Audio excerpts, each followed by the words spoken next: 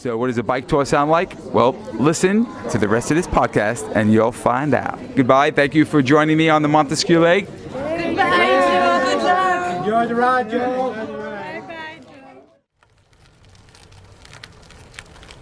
On a bicycle path towards the little town of Kazare, next to a canal,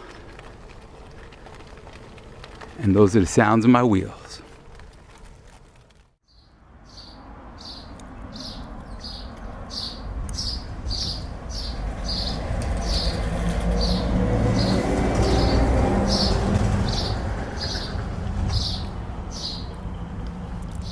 That's the sound of lunchtime. Lunchtime. But you would think it's in a beautiful little corner somewhere. You could hear the motorcycle in the background. It's actually at a McDonald's, but I'm not eating McDonald's.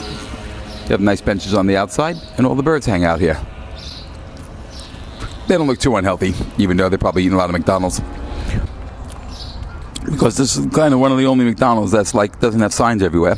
And I saw some guy in a kind of a DIY shop, and he was driving around with a forklift, so I pulled in just to make sure. He's the first person I saw. I was like, is this the road to McDonald's? You know, and he goes, yeah, just down the road. And then he looked at the bike and he said, I do that. And he started speaking. Obviously it was all in French. And him and his wife go on bike tours and hiking. We all wound up talking for quite a while. And he was like, yeah. And I told him about my long trip. He goes, yeah, I've never been able to really get there to really quit and go out all the way. So I gave him my card. I told him to look on my website. And I said, yeah, you just got to do it. And we had a nice philosophical talk. So there he was with his orange vest, driving a forklift at Pompeii, whatever. And we had this beautiful 15-minute discussion about life, and he wants to really travel, and he'd never been able to arrive at like really quitting full-time. It's just little trips here and there. So I feel my bike trip has begun, because that's what it's all about. Besides the cycling and the beauty, it's meeting the people and maybe having that conversation that could change somebody's life. His name is Daniel, so I remember, and I'll call him when I get back and invite him and his wife over for a cup of tea. Okay? Ciao.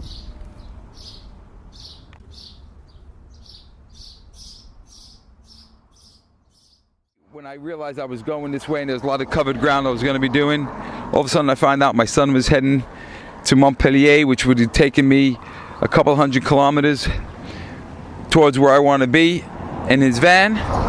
And that's where we are right now. The trip starts, man. And it starts and things happen. You get into a groove. I can't explain it, but it always happens. You just get into that groove. And so I realized I forgot my cassette tool. I was like, oh, what a bummer. I forgot my cassette tool. And then I was thinking, well, which cassette tool will I get if I pass a decathlon or something like that? So I went to a Sport du Mille, which is kind of like a sport shop. And everything's sport shop. But they didn't have tools. But they had this really cool bracket for my for this recorder, so I could record while I'm on the bike, and it tucks it underneath my handlebar bag out of the wind. So it was like, oh, that was perfect. I wouldn't have bought that if I wasn't looking for the tool. And then when we go to pick up Louis' shock, which he had an appointment already to go get the shock, we go in there, and it's just like a specialty kind of place that does shocks. And I just said, hey, just par hasard, just by chance, would you happen to have the cassette removal tool? And he goes, I got these ones that I've I had to customize to get into the shocks, but I got lots of them, and they'll still work, as a cassette tool. And the crazy thing was, the way he customized it was absolutely perfect, because normally when you carry that tool, you need to have another tool to tighten it and loosen it. But anyway, without explaining too much, the tool was better than the tool I would have taken from my house, better than any tool I would have bought in Decathlon or any sport shop. And now I have the perfect tool, and he just gave it to me, and now it's part of my permanent traveling set. That's what it's about, being on the road.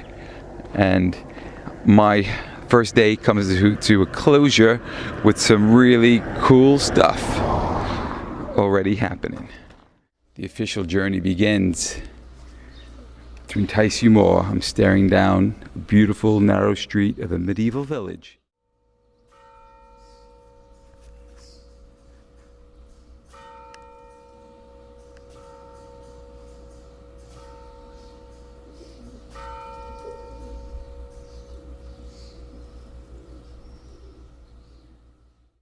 So I guess it is always handy speaking the language, because I was on like quote unquote a main road, but you know, it was kind of okay.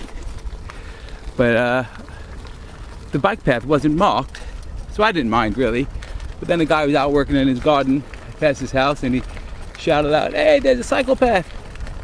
I thought he was calling me a psychopath, but no, actually it doesn't translate in French. It's a piste cyclable. So I said, "Well, where?" Turned around, said first right, take another right, over a small bridge. And even though the main road was quite beautiful, very, very few cars, this is not a crowded part of the world, but this is even better!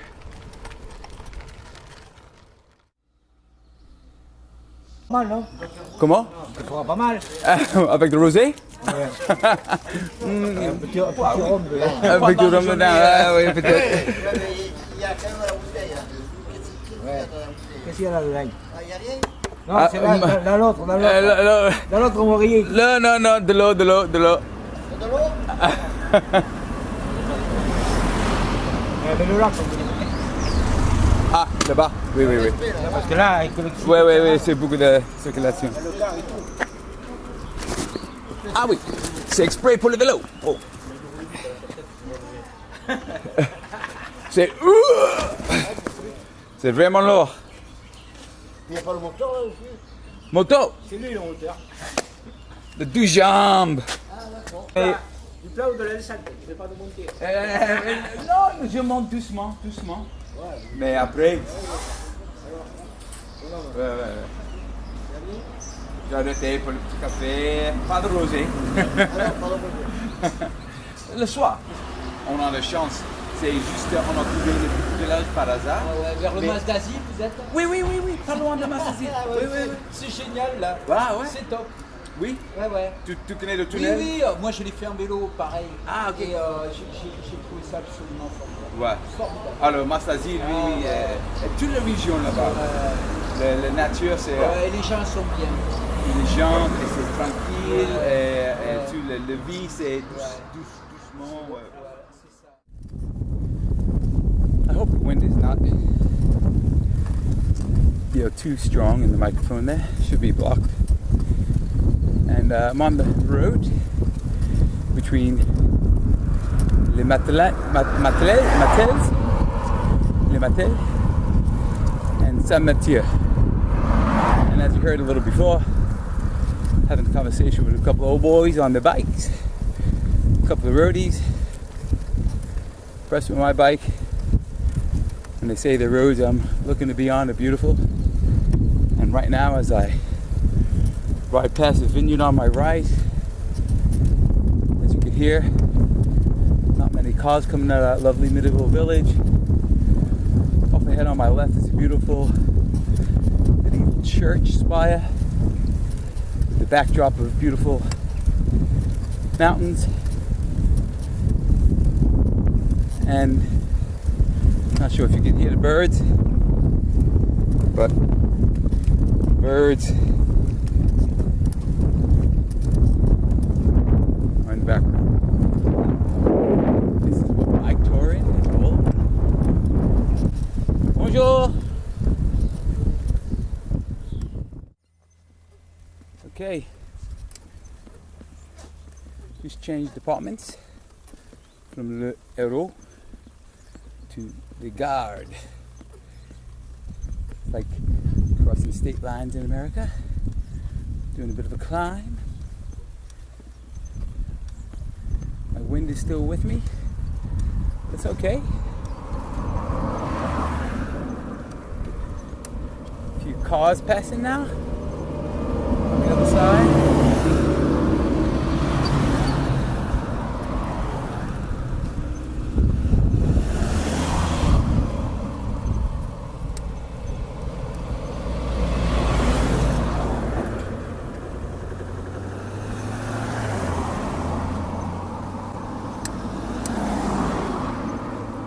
And that is also what it sometimes sounds like on a bike tour.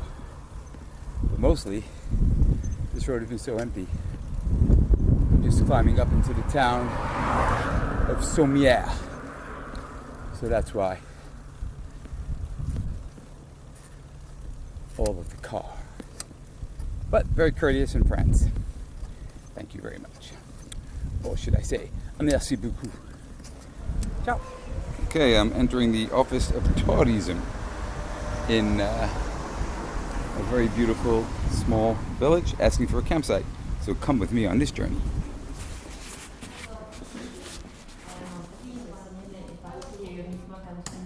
Tu travailles ici, c'est nouveau pour toi? Nouveau travail? Ah, bien. Et vous venez pour combien de temps? Parce que j'habite au Coron en fait. Ouais. Et j'ai fait une petite boucle pour 2-3 semaines en vélo. Oui. C'est la bonne saison maintenant. C'est pas trop chaud et c'est. Ah ouais, c'est bien. Tac, 31. Une nuit alors, on va regarder, tout affiché. Ouais, donc voilà, donc elle est bien en ligne, j'ai rajouté les dates et tout partout, donc... Du coup, comme on a déjà bien défini ça, le vendredi, tu sais, quand on faisait l'après-midi à midi, on se donnait un deadline. Oui. Ils me disent pas, je pense qu'il faut... Ok, oui, pas grave. C'est municipal. C'est camping, mer et cabaret. Ah, ok. À Calvisson. Ok. Donc vous allez de suite, je pense que peut-être qu'il faut faire une réservation, vous appelez. Ah ouais. Je préfère le camping municipal. Oui. Je prends le Oui, alors... jusqu'à Sévérac. Cabérac, vous pouvez aller par la voie verte. Pour la voie verte et après c'est plus proche, hein? Nîmes. Oui, Cabérac. Sur Nîmes ici, c'est 30 km d'ici? Oui. Ouais. 30 minutes en voiture, donc si vous avez l'habitude de faire du vélo.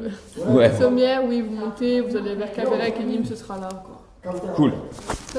Merci. Vous avez besoin de ça? Non, parce que je vais en vélo et j'ai 2 4, c'est suffit. Ok, bon séjour, bon courage. Ok, merci et bonne chance avec le nouveau travail.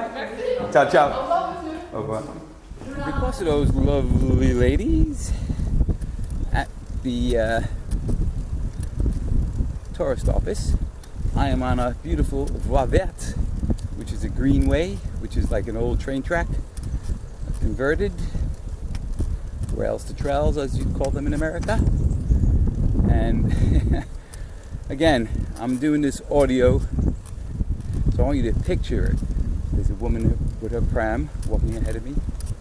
I'm on this beautiful, empty, otherwise empty, old train line, trees, just like you have in America. But I just came out of this beautiful medieval village, heading to another towards Nîmes.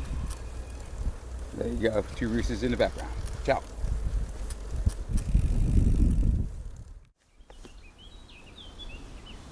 My handlebar got a little crooked, so I could feel it. It's amazing. You can feel those millimeters of difference.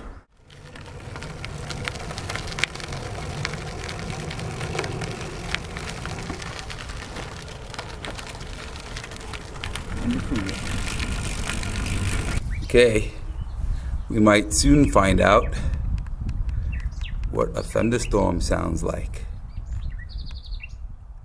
Because the skies have been getting black. I saw a big crack of lightning, and I'm actually under the bike path I just rode over on a small road. And if it's a big storm, I hope it doesn't get too muddy. I mean, it's a road, it's not like a river flow. So let's just hope it doesn't get too muddy. I'll put the mic on if the thunderstorm comes. All part and parcel. Okay, it'll be quite dramatic if it does, because I've been watching it for about an hour.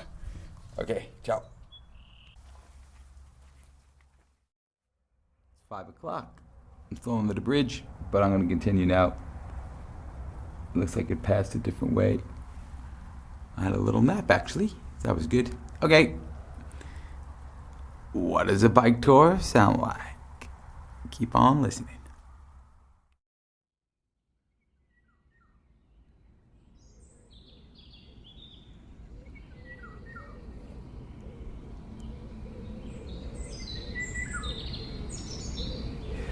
Cycling stories never end, man. They always get better. So anyway, the end of the long day, 80 Ks in the saddle. Get to Nîmes, no camping. And so I go around and everyone says, oh, La Bastide is the only camping. And everyone's sort of saying, it's nice camping, really nice. Oh yeah, really good. It's the best camping around, Puts up my radar because I like just municipal campings, nice, cheap, easy. Anyway, I show up after literally an hour going around Nîmes and inundations, closing roads, and I had to go under the train tracks with a little foot passage. Anyway, I make it to the campsite, and oh no, we don't accept tents. I was like, right, only camping cars. No, not even camping cars. Nothing. They accept nothing. You only could rent a mobile home. So I was like, right, okay. And then they said, oh, there's a camping that does accept tents. It's 15 k's away. It's like, oh my God, this is getting crazy, this world. So anyway, I asked the guy at the bar, I was like, is there a place I can just put my tent? He goes, yeah, go out of the campsite, make a left. There's a little lake, there's a football field. So I get to the football field, totally empty, fields and fields of green, trees. And then I see a runner guy, and he says, he goes, what are you doing here? I thought, I'm just putting up my tent. And I said, is there a little lake? He goes, yeah, there's a lake over there. He goes, and that door is open over there. You could take, you could have the toilet facilities, and you could use, there's outdoor water. You could have a little wash. And so here I am at the football field. Sunset going down nicely. Just going to have a nice wash up, set the tent up, and cook me a nice dinner. Crazy old world. Camping that doesn't accept tents. It's coming your way. Okay. Lovely. Day 1. Very good. 5 stars, baby. 5 stars.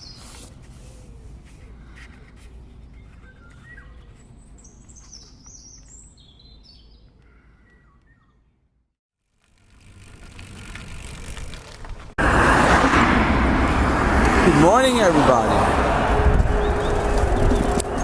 Well, the bike tour in France sound like when you're headed into a big city at about 8:30 in the morning, heading into Nîmes, sounds like traffic. Got a whole peloton passing me on the left. Allez! Allez! There you go. Friendly waves from the boys on their road bikes. Ouais, moi j'ai un vélo comme ça pour l'instant en ville, tu vois. Ouais. Mais j'aimerais bien voyager. Je Ouais, fais ouais. des tours de 50-60 km. Ouais.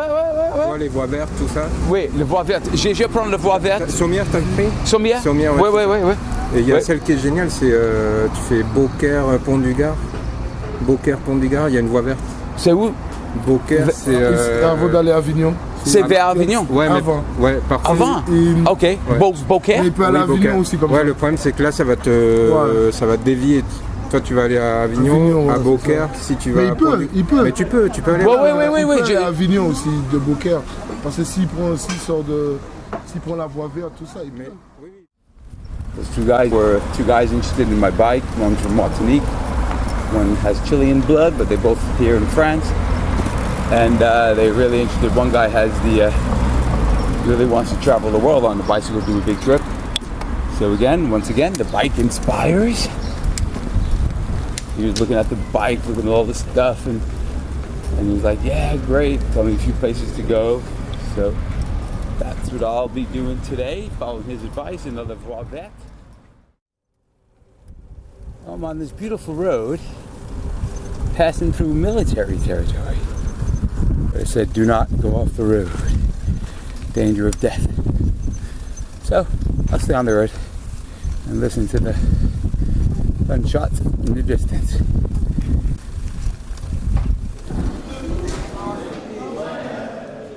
Arrived in a bit of a tourist place.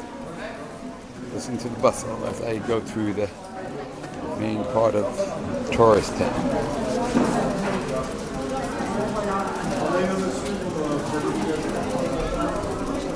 A few different languages being spoken, and ice creams being had. I just came on this absolutely tranquil, short, small road and landed in this shopping mall. I made it through alive, but I had to walk my bike. It's all about What's next?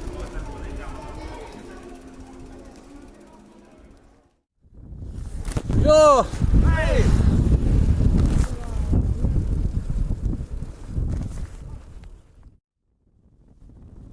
It's the sound of a very imminent thunderstorm. Feel that wind blowing in my face, but the smells that are coming from it are absolutely lovely. Cloud covered skies. I'm going to leave out 8 Ks from town, so I should probably make it to some coverage, which is cool. And a plumber's, hopefully, so I can fix my tent. I thought it was a great idea. So, yeah. Anyway, that wind is cool, but man, it's bringing out the yellows and the greens and the blue and the dark blue sky and through the clouds. Very beautiful, very beautiful, very beautiful. Nice little, gravel pathway on the road to Avignon, 14 Ks to go. So I headed to Aramon, and I thought I'd get something done there with my tent pole. Went to town. Just on the outskirts, there was a guy parking. Small town, small town. Guy parking with his daughter in the car. Looked like one of those friendly faces, so I waited. And I said, I just have a little question for you after you park. Parked in his garage. I started talking to his wife while he was parking. She was from Poland. Her son fixes bikes. and so we had a nice chat about everything. And when he got out of the car, I told him what I need. I said, look, I just need a little piece of copper, about this long, like 1.5 inches long, so I can make a little sleeve to go over my tent pole that broke last night. And he's like, oh, let me see what I have. He's scrapping around in his garage. He found a piece that was kind of perfect. Cut it for me the size I wanted. He was going to hand me the whole thing. I was like, no, way too much. And so he handed me just a little piece. And with the tape I have, always carry tape. Always carry tape. Gaffer tape, duct tape, whatever you want to call it, gorilla tape. Always put a little around your seat tube, and then you always got it. Got my tent pole fixed. And then he said, oh, by the way, there's a new little bike path next to the main road. It won't be on your map because your map's not new enough, but it goes all the way to Avignon. And I'm on this with the heavy, well, not heavily traffic, but traffic road to my right. And I'm on this lovely little path. That's what cycling sounds like in France.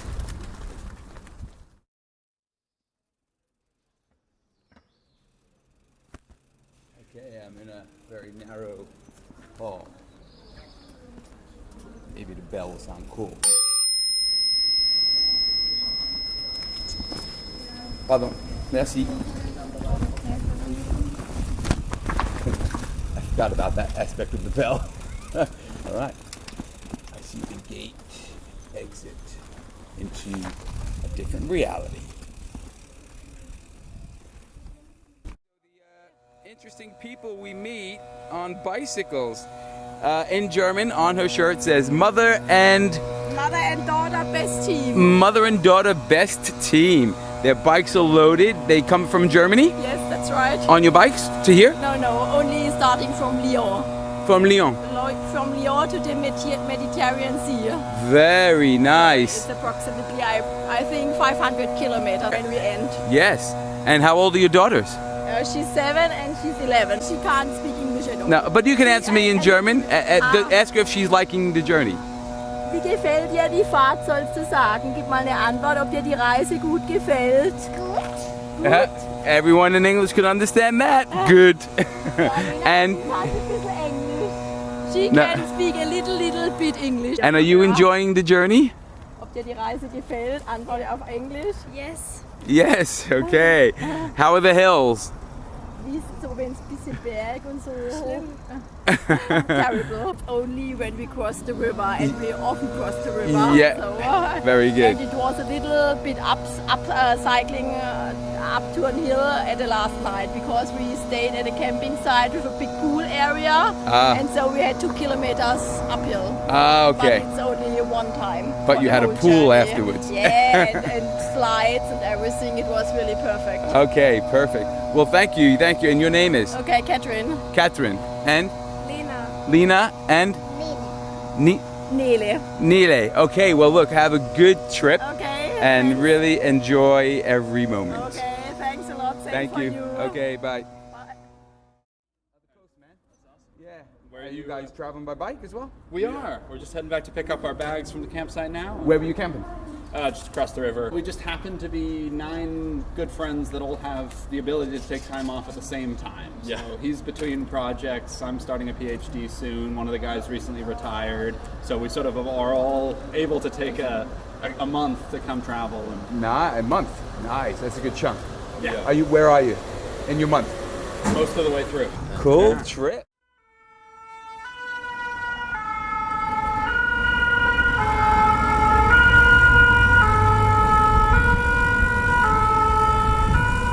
Oh dear, I hope it's not serious. I did hear one of the tour guides say there's lots of stairs. He's talking to a whole bunch of old Americans there saying there's lots of stairs in this palace, so if you don't think you could do it, don't. Let's hope it ain't one of them. Toujours le vélo? Toujours. Juste le vélo? Toujours. Toujours? Ouais. Parce que tu travailles maintenant tout l'équipement dans le sacoche et tout? Oui. Non, mais là, il n'y a rien.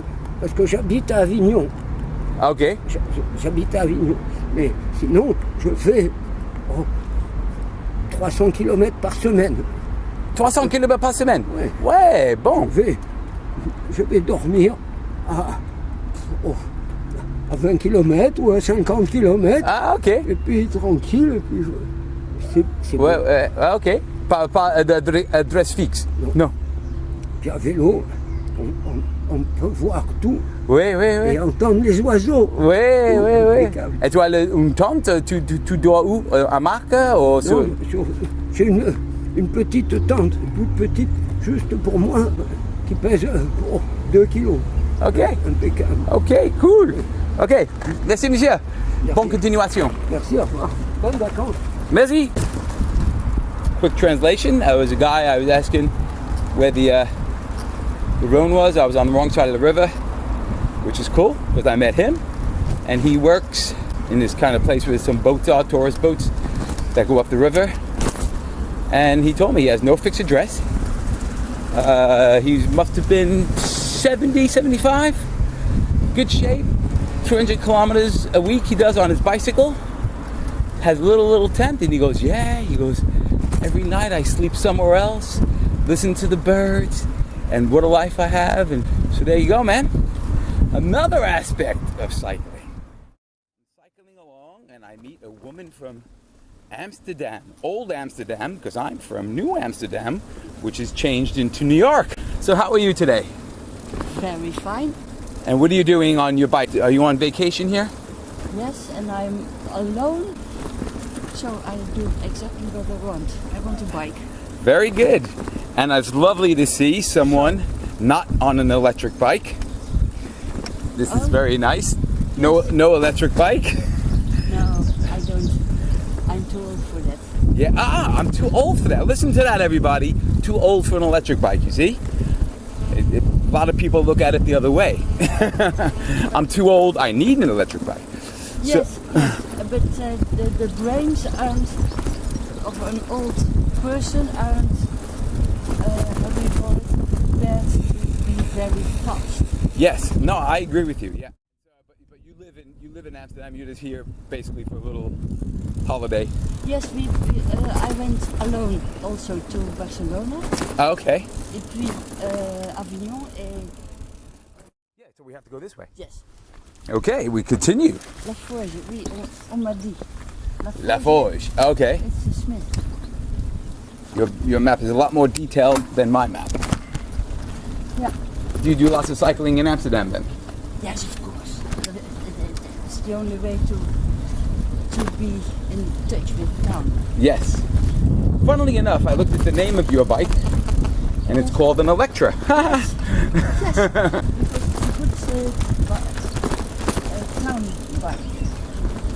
perfect town bike. Nice upright handlebars. Yes. Very Dutch. We would say it's a nice Dutch upright bike. Yeah. Yes.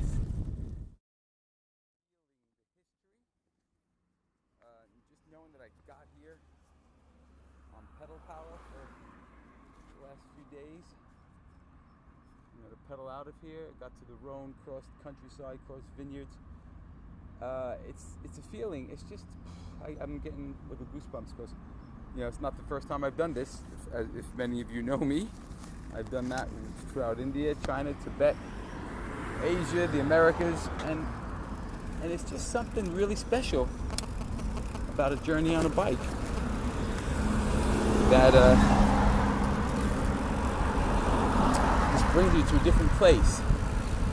And yeah, my 61 tour, just to say, it's a non-electric bike I'm on, and that's all I'll say about that. I'm using my pedal power, getting stronger every day, and it's just amazing. Yeah, this walled city is crazy. Vous allez avoir une espèce de tablette avec réalité augmentée. Ça reconstitue, c'est sympa aussi. Ça dure à peu près 1 heure. Donc on fait l'effort de voir personne qui se vote sur le fauteuil ni courir ni faire le tour en 5 minutes. D'accord? On fait pas le tour en 5 minutes. On va pas se faire des séries. Voilà. Et It's a teacher with a student.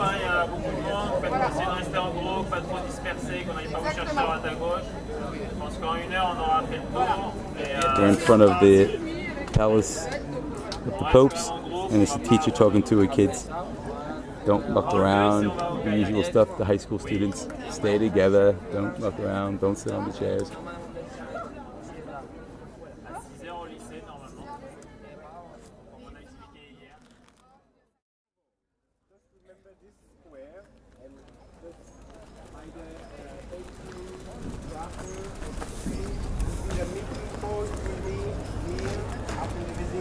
After your time at 12 and 10, okay? 12, 10, right here. Okay, so. Sure. So where are you from in America? Texas. Texas. Is the whole group from Texas? No, they're all over. From all over. And you're going around all of France, all of Europe? On a cruise, stopping in 3 ports in France and then 4 ports in Italy and then back to Spain. Oh, okay. Cool. Having a good time? Yeah, so far. Yeah? It Great. was a rough start, but Why is that? Well, I missed my connecting flight. Oh, yep. So I had to rebook another one and, had to pay an extra $1,000 to get over here. Oh, so dear. Needed that. Enjoy every coffee. How are you enjoying your trip? Good. So this is my second time in France. I went to Paris, but I'm not living in this area. Right. Lovely area down here.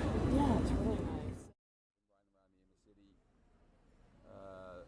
Inside the walls here, obviously, French tourist site, tons of cafes, restaurants, but all out on street on this beautiful sunny day.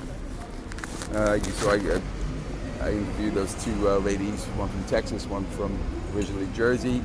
I saw the lady with her 2 kids walking around, the German lady, with their 2 young children on tour. And it's really, that's who you meet cycling. You meet all kinds. People on tour buses, people on bikes, people walking. I met this poor German guy this morning leaving the campsite. He lost one of his panniers and his trip is over. He didn't attach it well, and that was the problem. Okay, I must be in bike touring country now. I'm seeing all sorts of interesting setups. This past this guy with a huge backpack and a rim hanging off of it, and there's a bike here, kind of a road gravel bike, 2 rear panniers. Yeah, so there's lots of different cyclists. I guess I'm on the Rhône River now, and there's the piste cyclable up the river. Like always, the afternoon thunderstorm is coming in, and we were rolling along. I met some women in Avignon, and then we re-met each other, and so we've been riding together. She's new into the cycling, so it's kind of fun to talk about her trip. She just came from Sardinia. Sardaigne, c'est un peu comme la Corse, la Sardaigne.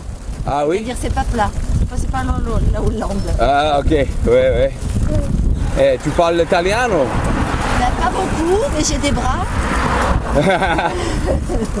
comme les Italiens, oui, oui. Yeah, so Christine was saying she was in Sardinia. She said it was really great. She doesn't speak Italian, but she said she was using her hands, just like the Italians do.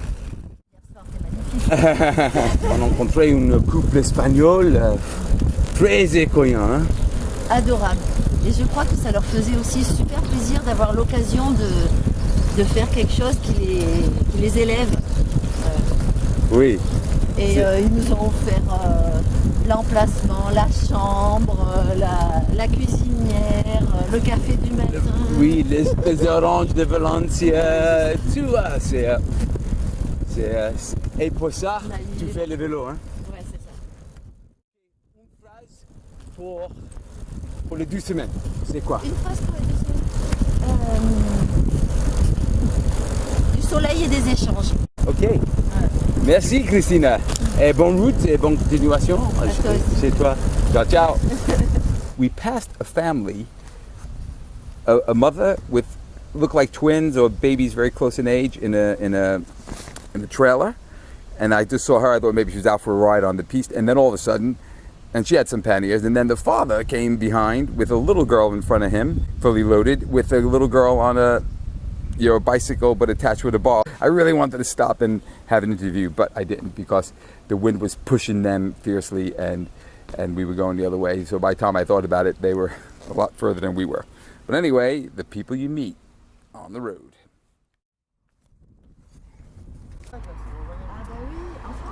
En France, ouais, pour commencer. J'ai déjà fait un petit peu le nord de l'Europe. Il y a 2 ans, j'étais parti de Lille et je suis allé jusqu'en Finlande. Ah oui? Ouais, j'ai pas fait beaucoup d'Allemagne, j'ai fait pas mal de trains en Allemagne, mais sinon le reste en vélo. Ouais. C'est quoi ce truc là? Ça c'est une pompe. C'est une pompe avec des outils dedans. Ouais, plein d'embouts différents. Le petit jeune là. Non mais ça va, je vois que vous êtes équipé. Je suis équipé, chargé, ouais, je suis. Ah bah, ouais. Tu veux quelque chose? Ouais, j'ai tout. Moi aussi.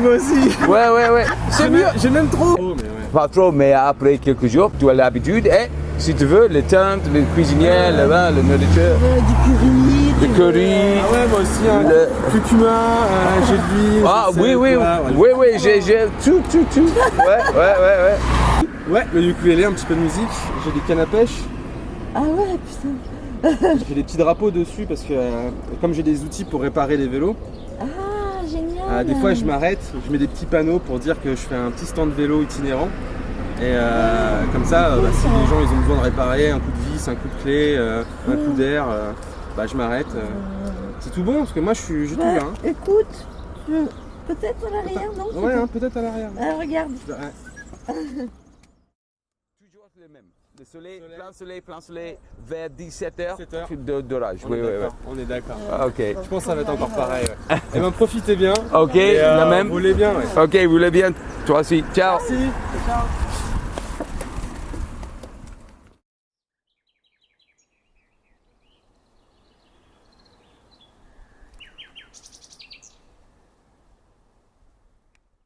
Vous êtes le propriétaire d'ici? C'est mon frère. Ton frère, ok. Et le village en fait, c'est de monde qui arrive? Oui, apparemment, nous c'est la première année, donc on ne sait pas trop, mais apparemment oui, il y a beaucoup de monde cet après-midi. Ok, des grandes villes autour? Oui, c'est ça. D'Avignon? Non.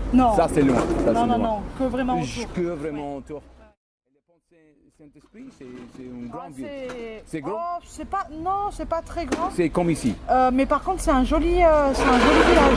Ah, un joli village médiéval avec. C'est ça. Oui. C'est ça. Mais il y en a un peu de partout. Si vous continuez vers le nord, après, il faut absolument que vous arrêtiez à Saint-Montant. Et pourquoi? C'est un village qui est sublime. Ah oui? Ah ouais, c'est sublime. Ah ok. C'est que de la pierre et je crois qu'ils sont en fête ce week-end. C'est la fête de la bière là-bas. Ouvrage dans un Mondragon, Bolène.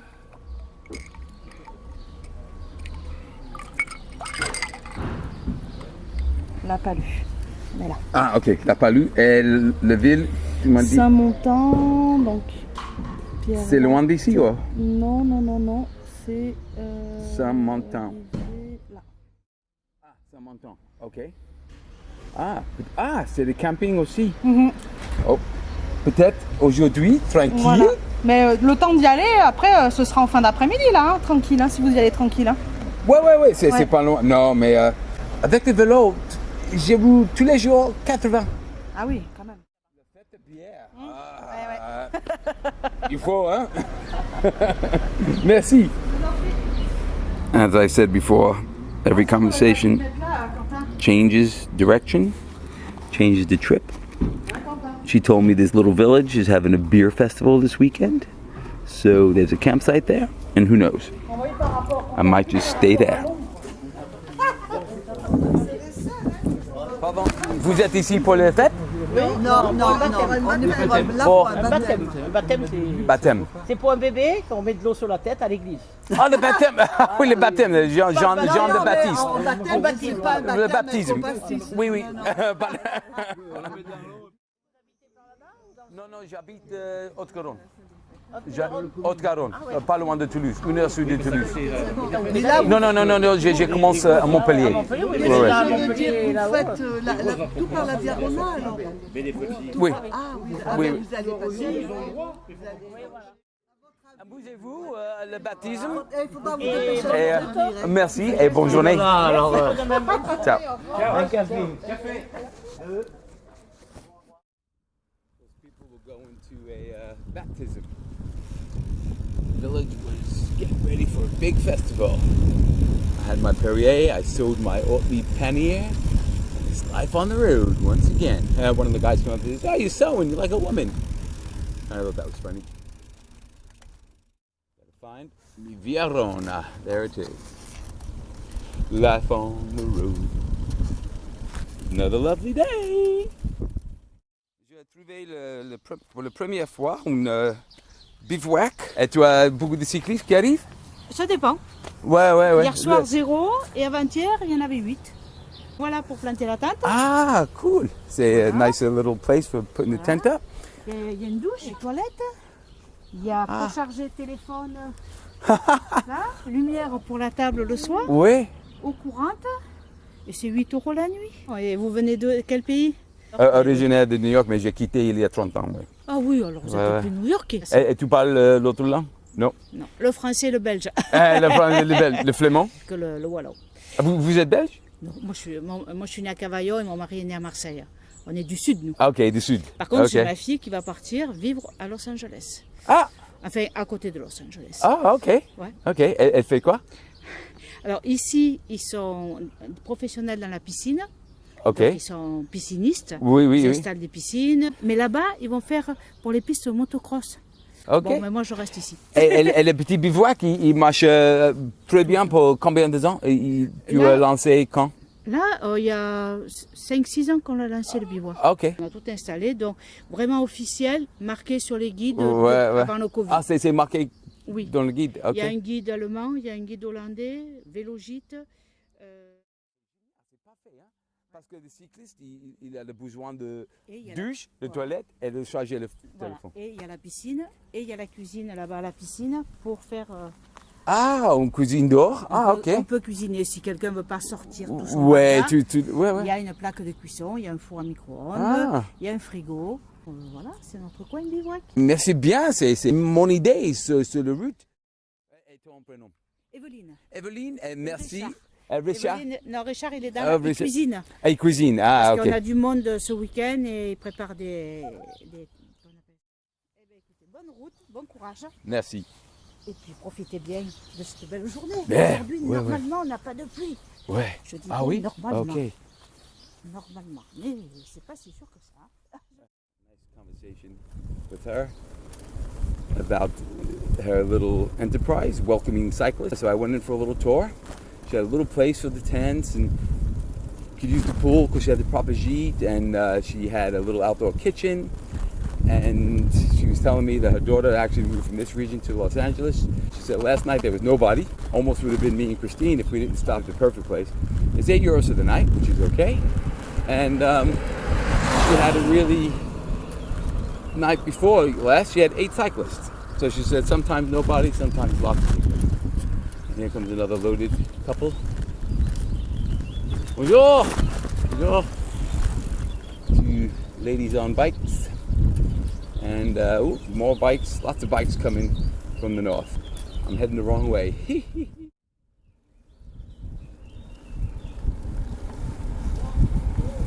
Allez, allez!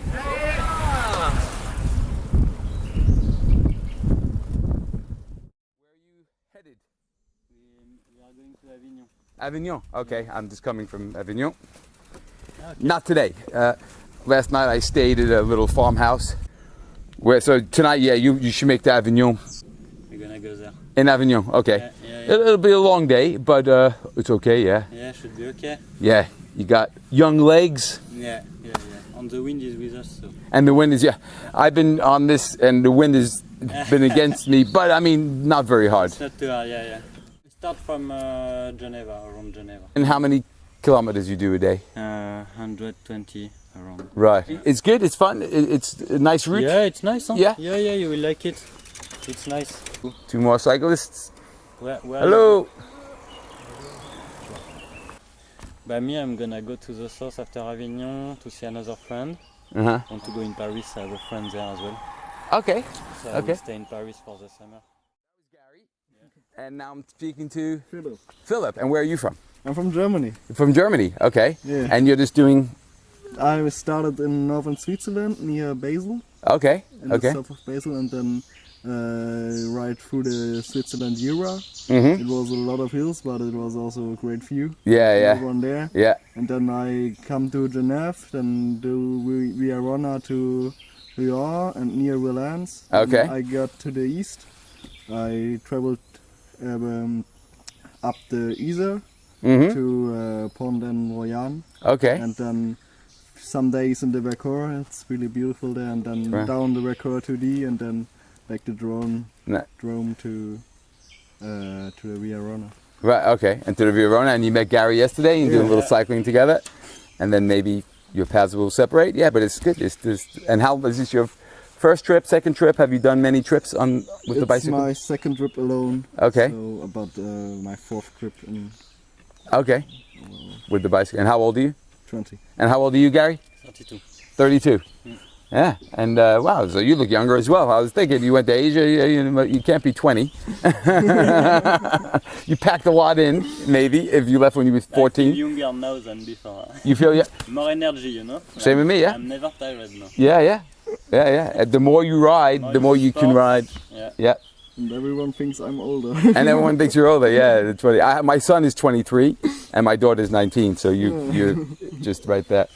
Okay, well, look, enjoy the rest of your trip. Thank you for the recording.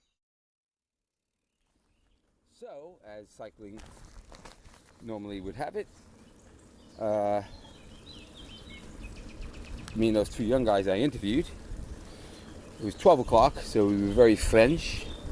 And we said we were having such a good chat, we just said, what about having lunch together? So we pulled off the road, put out the mat. One guy he had a seat, I had a seat. Pulled out the mustard, pulled out the mayo, pulled out everything. And we had a good old chinwag for 2 hours. And today they're separating because one is going a little further than the other. Both had really cool, interesting stories to tell. And then of course we talked about my stories, and they were like, oh man, great. They liked all the stories of Asia and this and that and the other thing, and I love their stories of where they were just coming from. So that's what the cycling in France sounds like.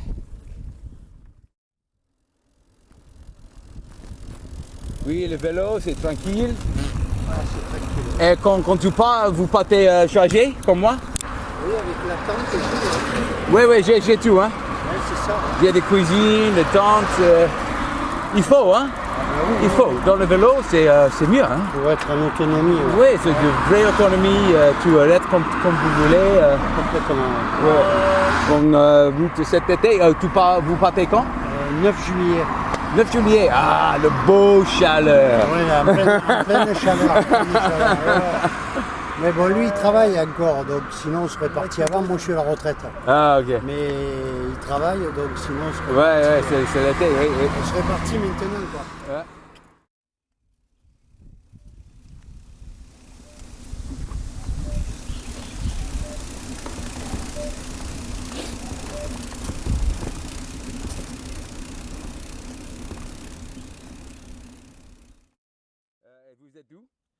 De Vivier?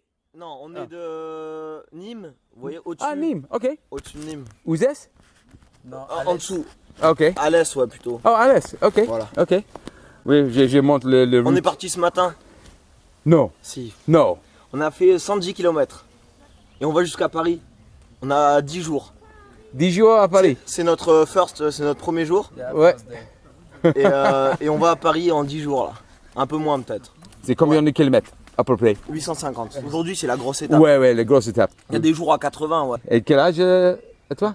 On a 20 ans. 20 ans, Tous 20 les ans. deux. Ah, ok. Ah, ok. Le premier, ok, cool. Et après Paris, tu fais quoi? Ah, tu reviens? Ah, on redescend en train. Ah, franchement, c'est bien. Ouais. Bah, comparé à ce matin, on a eu 600 mètres de dénivelé environ pour rejoindre la Virona. Ah. Du coup, quand on arrive sur la Virona, c'est tout plat là. Et ton prénom? C'est Rémi. C'est Rémi et Kylian. Kylian. Ok, c'est Rémi et Kylian. Merci. Hein. More young guys. More cyclists. Hello. Bonjour. Many cyclists are passing. And those two young guys I was just talking to are going to Paris, about 800 kilometers in 10 days. Today's their biggest stage of their ride.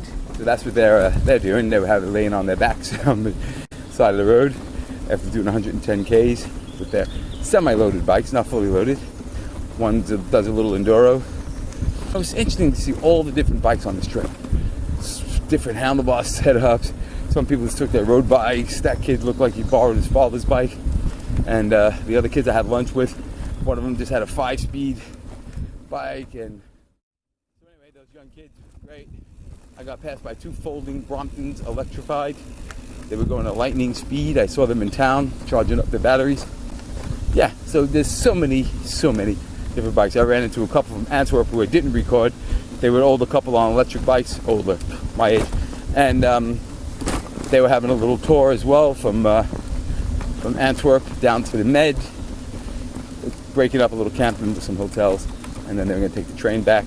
This podcast might go on for a while, but hopefully it's grabbing your interest. You can leave it dirty, it's okay. But still wait until we get a shower.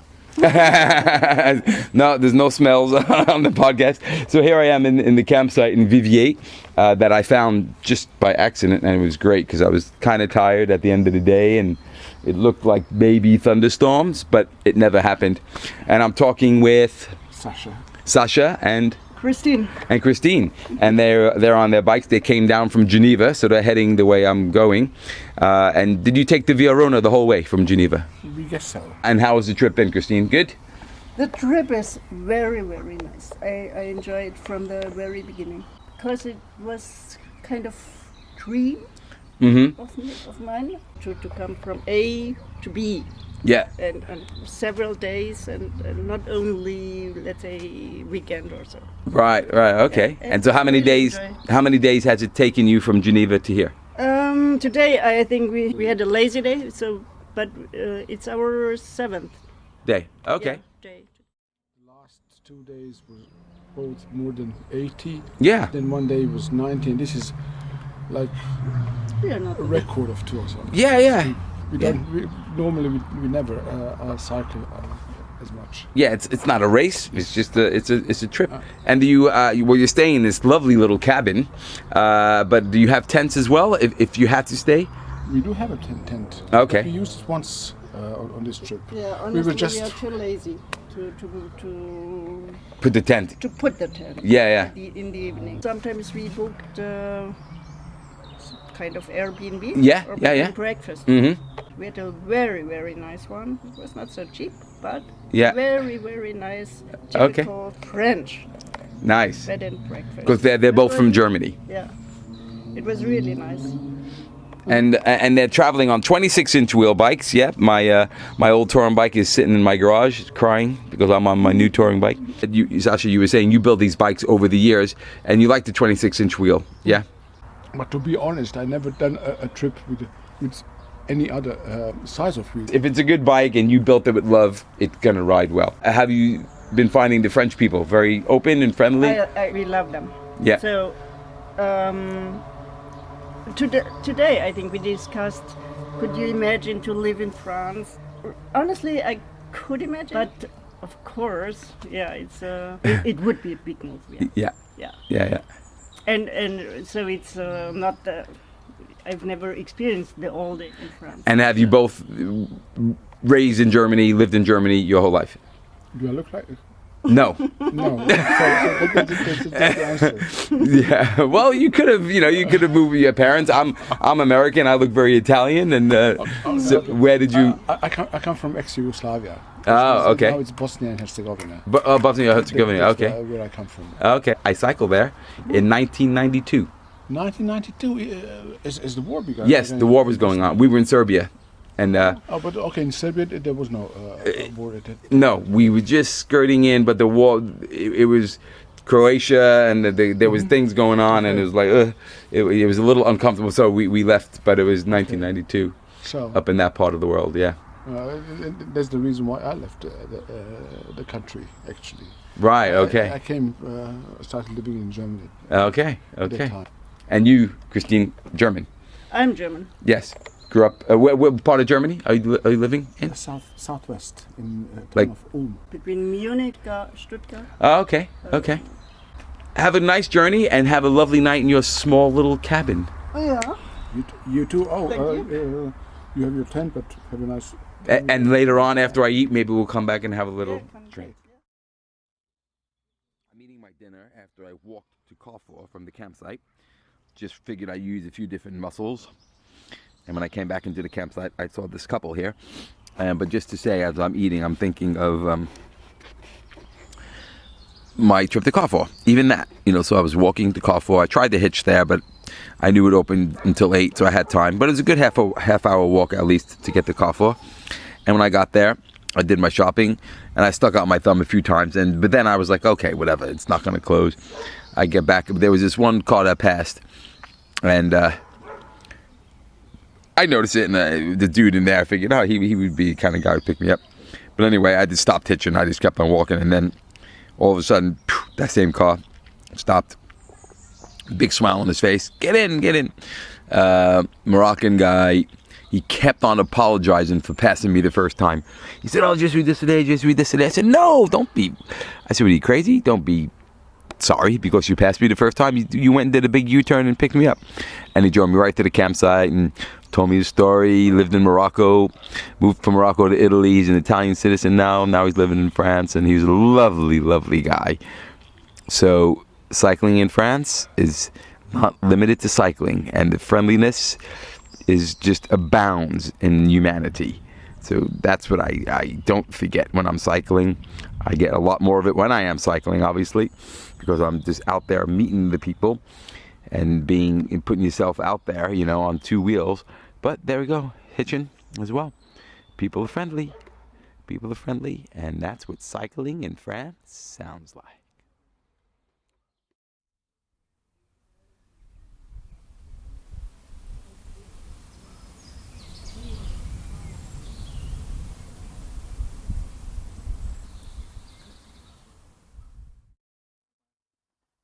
Yes, I'm talking to Matthias and Christian, his son. So he's done this trip down the Rhône from Munich. Right. From Munich all the way down to the Mediterranean. And he did it 11 years ago with your oldest son, right, who's now in his late 20s. And now you're doing it with your younger son, who is 20. Yes. And so how do you find the trip, Christian? Good? So far it's been awesome, yeah. Yeah. Yeah, it's exhausting every day, but I really like it. You're putting a lot of miles in, aren't you? Yeah, we are. I think we both want to go there as quickly as possible. So. Right. And jump in the sea? Yeah, we hope so. I mean, it's a bit cold, my dad says, but we'll see. Yeah, it'll wake you up. About 100 Ks a day, that's your average, kind of. Like the average is 125, 127 on the average. Right, okay.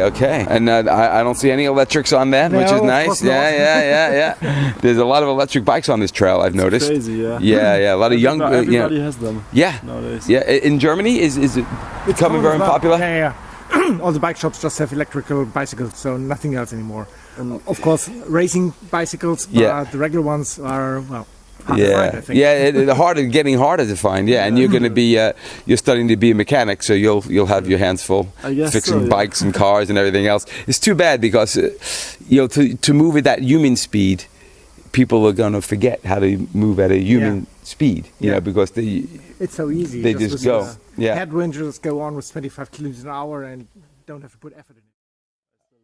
Okay, what kind of mountain biking? Enduro, downhill, a little of both? More downhill. Okay, yeah. Cool. Yeah. Fun, it's a fun sport, yeah. Yeah, I love it. It's a bit dangerous, he's not too happy about it, my dad. Yeah, I know the feeling, I have a son who races enduro and it's like, okay, after the weekend, just call me, you know. But it's so much fun, so. Yeah, very good. Well, look, enjoy the rest of your journey. Take care. Thanks. All right, bye.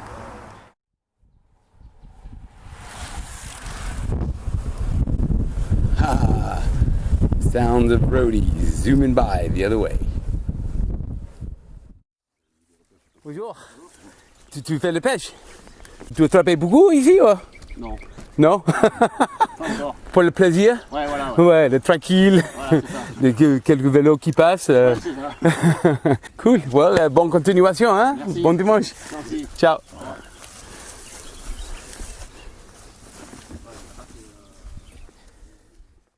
Translation. He's just out there for the tranquility and the pleasure. So it doesn't really catch much, but if he does catch it, he puts it back just for the sport. I'll use that word very loosely. Another fisherman chilling in the sun.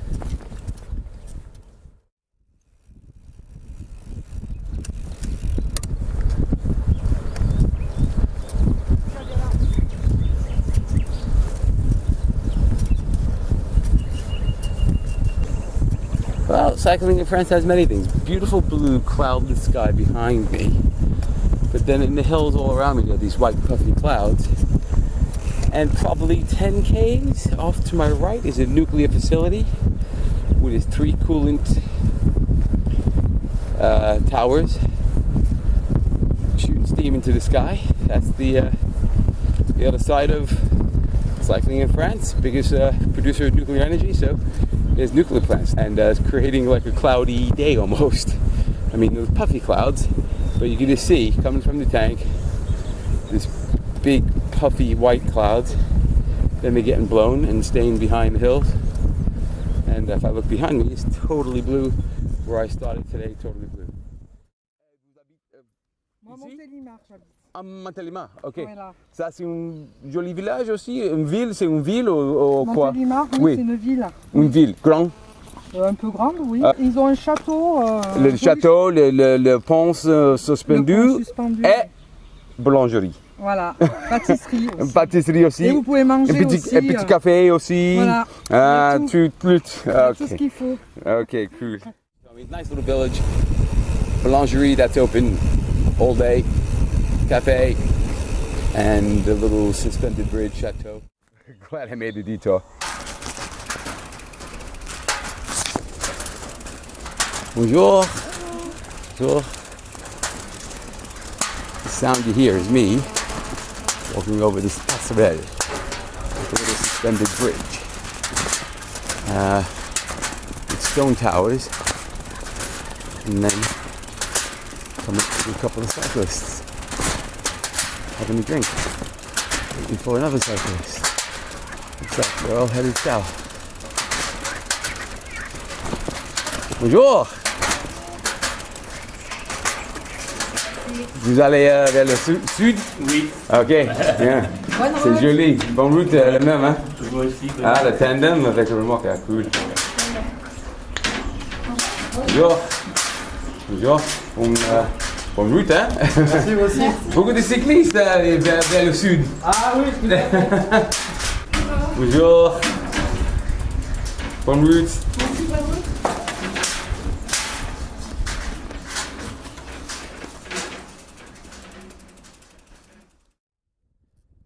Bonjour, monsieur. Qu'est-ce que tu fais avec... De pêche? Oui. Et tu restes pour la nuit ou? Oui, j'ai fait 2 nuits. 2 nuits ici, ok, parce que de brouette, c'est chargé, hein? Ah, ouais. Je suis chargé aussi, mais pas comme ça. Et tu as attrapé quelque chose? Des carpes. Des carpes? Oui. Pour manger ou juste pour le sport? Pour le plaisir? Pour le sport. Ok, voilà. Avec les chiens, c'est un joli endroit pour juste rester calme pour le soir? Oui, Avec l'île. Avec, oui, le petit lit. Ouais, ouais. Cool. Ouais. Et maintenant? Voilà, maison. Maison, travail? Non, repos. Ah, repos, ok, bon. Une bonne douche. Oui, oui, une bonne douche. Bon dimanche. Ok, ciao. Et le même, hein, bon dimanche.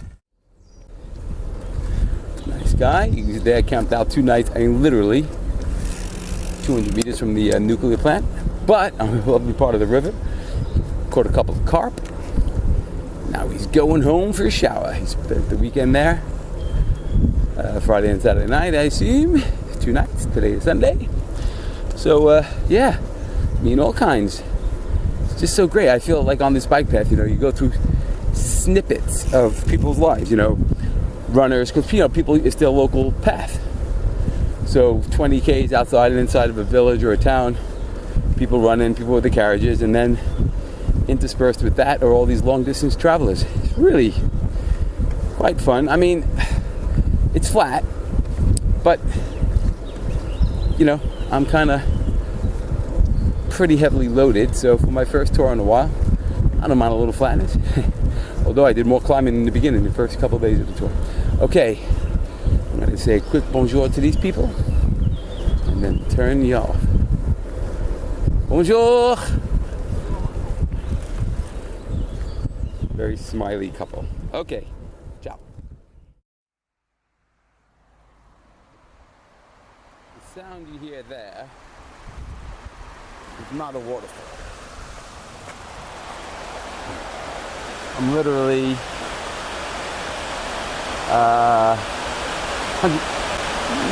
70 meters from these gigantic cooling tanks. And the amount of water, listen to it. So that's the water around these cooling things that are gigantic. Oh man, I can't even guess at the size, diameter-wise and everything. The amount of water it's sucking from the Rhône, cooling down, steam going in the air, creating cloudy weather, but creating electricity. I mean, you know, I'm not complaining. I'm just, that's what's happening right there. And oddly enough, the parking lot full of solar panels. Like, so I guess whatever electricity is needed to run these nuclear facilities, maybe a lot of it is used for from solar. So that's good. Wow, I've never been so close to a nuclear facility before. I passed them, but I've never like heard the water underneath the cooling. It's pretty interesting. Yeah, the bike path literally just goes right past it. And on the other side, beautiful mountains, hills. It looks like also a quarry. So I'm surrounded by the beauty of man, the ingenuity of man, and a bit of the destruction of the natural area by man. But again, to satiate our energy needs and our other needs for building and whatever else. So let's try to find that balance in the future. But this is what cycling in France sounds like.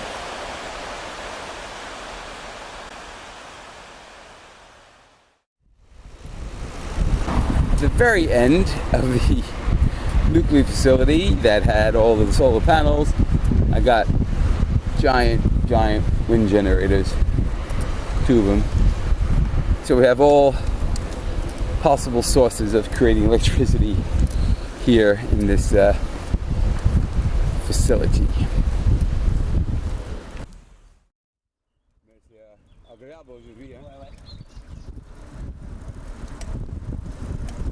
Tu fais tous les jours une petite promenade? Le dimanche, je travaille encore. Ah, le dimanche, tu travailles, ok. Les vacances, je fais des grandes randonnées en vélo. Ah oui? Où? Ouais. Là, je vais faire la traversée de l'Ardèche. Ah, ok. Ouais. Chargé? Chargé, oui. Comme ça? Oui. Avec ça? Il est vieux, mais j'aime bien. Oui, c'est acier, c'est confortable, ouais. Pourquoi pas? So tell me about your trip. Your first name is? Vincent. Vincent from Zurich. Yes. On his packing bike all set up for an off-road adventure. So tell me about the route you take. I'm actually traveling and doing the EDT, from Sagres in Portugal. Actually, the southest point, I think, I'm not sure. Kind of. Oh, okay. It's called up to Kirkenes. It's near the North Cape in Norway. Right. Wow. It's So about 7,600 kilometers. And how many kilometers have you done so far? I think about 2,500. Okay. When we reach Valence. So you cut about a third of the way through. Yeah, and I think like the south part is when it comes to yeah, I think it's kind of the hardest part. What? Yeah. Yeah. Because it's very hot, or? Yeah, you have a lot of altitude. Right. Yeah, I guess mountains across. I guess as you get further north, it gets flatter. I think now the central part is a bit easier, I guess. And you're doing off-road, mainly off-road? Yeah. Right. Now here in France, oh, you've been on this for a little while. Okay. So right, and is this your? You've been on other tours though with loaded bikes like me. Yeah, probably. Not as experienced as you are, but I did some stuff. I cycled, for example, like 1.5 years ago with my dad. We went to Uganda. Oh wow! That was also really nice for about 3 weeks. Nice. And have you done anything longer tours in Europe on a touring bike, normal touring bike? In Europe, yeah, once that was quite a spontaneous trip. My girlfriend and her sister, they went to Amsterdam for the weekend. Oh, okay. So yeah, thought, would you like to join us? And then I just had the idea to. I had some vacation. It was only 10 days. So okay. I just brought my bicycle. I went off by train. I didn't realize it's possible, so I cycled back. Cool. That was like 9 days. That's the great thing about the bike, yeah? I cycle for since I'm 10, but I'm a mountain biker. Oh, okay. So I did some cycle tours with my dad when I was a kid. But yeah. When I got a bit boring with this mountain biking thing, of course, no, I still love mountain biking. Yeah. But, I want to combine it with traveling. Right, okay. I did bikepacking, I did backpacking to Asia a lot. Right. 10 years ago. Then before COVID, I thought, let's go a longer cycling trip. Right. So I just built it up, this Surly Auger by myself. I felt another Surly bike out there. Yeah. So then COVID actually hit in, and this whole Corona crisis. So yeah, a few years later, I just now I'm doing this EDT. EDT. Do you know what it stands for? European Divide Trail. Oh, okay, the European Divide Trail. There you go. You see, you meet all types of people on this adventure so far. Locals telling me where to go, medieval villages, long distance cyclists, people on electric bikes, older couples. And here's Vincent from Zurich doing southernmost to the northernmost of Europe. Cool, man. Well, we'll continue on and I'll turn off the old recorder. All right, thanks. And that's what cycling in France sounds like.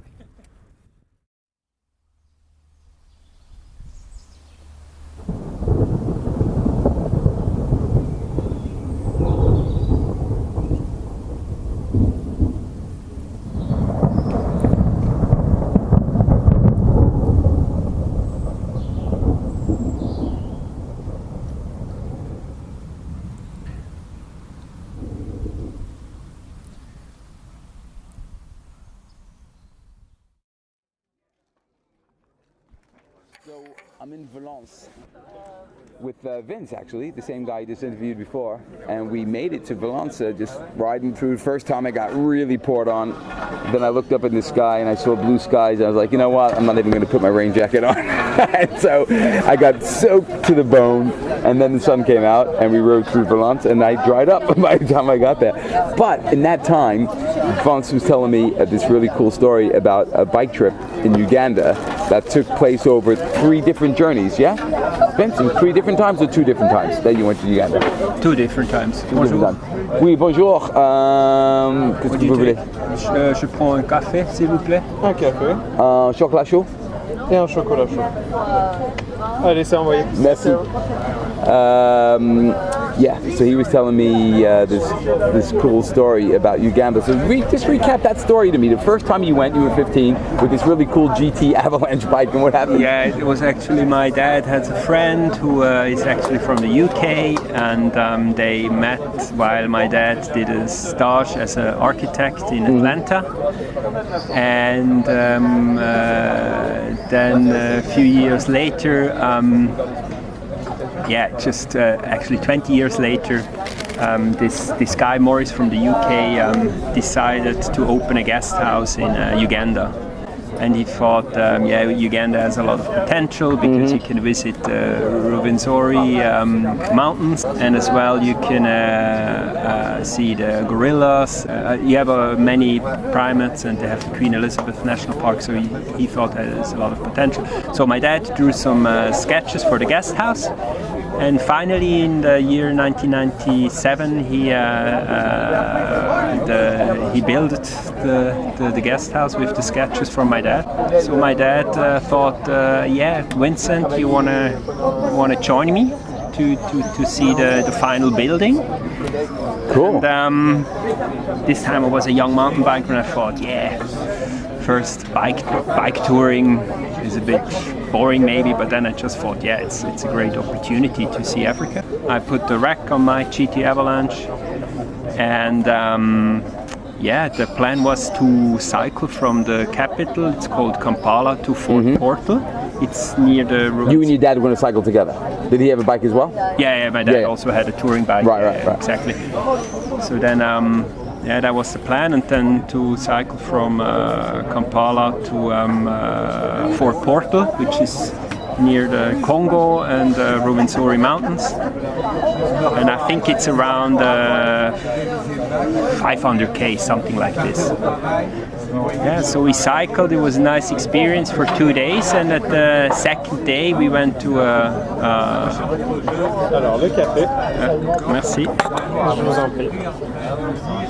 Et voilà pour vous. Oh, joli. Vous avez vu? Merci. Alors, pour l'encaissement, je vous écoute, ce sera espèce, carte? Espèce. You gonna pay with cash or check? Cash or check. I pay it. I invite you, it's okay. Oh? Yeah.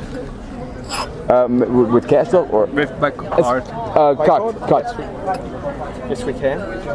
We can do that. Yeah. You have the technology. Yes, we have. 510, please. Hot chocolate, very pretty looking hot chocolate. Maybe I will be cycling another 30 Ks. So and then at the second day, it was actually the route. As I remembered, was concrete or asphalt street. Yeah. So after we went to this hotel with a compound, we checked in. They even had a guard with a machine gun and everything. Right. Typical Africa. Yeah, typical Africa. So then we went, had some food, and we actually took our bicycles inside the hotel, but not inside the room. Next day, my bike was gone. My GT Avalanche LE. Yeah. At the time, a very cool bike. At the time, very cool bike. Yeah. Obviously, the bike was stolen. We asked everybody, the staff at the hotel, where's the bike? And they said, it's gone. We don't know. Nobody had an idea. Then they called the police. And actually, the detective who came was the guy who we met first when we entered the village and had soda. And he said, I'm detective, blah, blah, blah. and I'm in charge of the investigations. Finally, yeah, they didn't know who stolen it, and then they went into the books who came after us, and we found out that it was highly ranked military guys who checked in, and they took my bike. So then we had to continue our trip with one bike and with the local, that's kind of the local transport. It's called Matatu, and Japanese Toyota vans. Oh, okay. And mostly they have a capacity of like 15 people, but they squeeze like 35 inside. Then we continued our trip, our vacation with one bike. And so now jump ahead to 2021. That is the cool part. 2021, almost, we celebrated New Year there. It was like 2022. Actually, 25 years later. 25 years later, you're back. I turned 40 and my dad 70. And then my dad asked me, hey, you want to join me, visit Uganda? And then I said yes. And somehow I was thinking, hey, we couldn't finish our bike trip 25 years ago. It's unfinished business. Yeah, let's do it. Yeah. So I was talking to my dad. My dad is not he's mostly commuting in the city. He doesn't do bike touring, but he's still in good shape. So my dad thought, it's a good idea. So we bought him as a present for his 70th birthday. In my family, we bought him a bike. And it was also a bit hard to travel. It was still this coronavirus. And then we made this trip. We finalized this trip 25 years later. We made it from Kampala to Fort Portal. That was the main goal. Right. And we cycled back to Kampala. Right. To West Uganda. Right.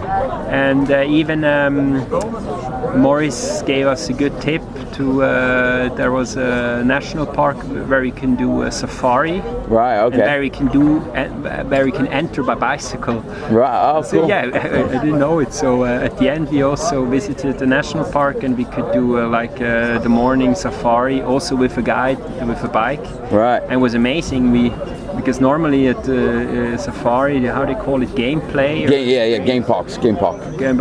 And you sit in a car. And we were really in the bush with the bicycles and 10 shy giraffes or even 15 around us. Wow, amazing very experience. Cool, amazing. So that's the story. No, but the story. But there's one more thing you're leaving out: the GT Avalanche. 2021, I saw actually my bike. Right. First time after still 25 there. years still. It's not in the best condition. Yeah, but 25 years on African roads. I agree. And considering that, I have to say it's actually in a good condition. Yeah.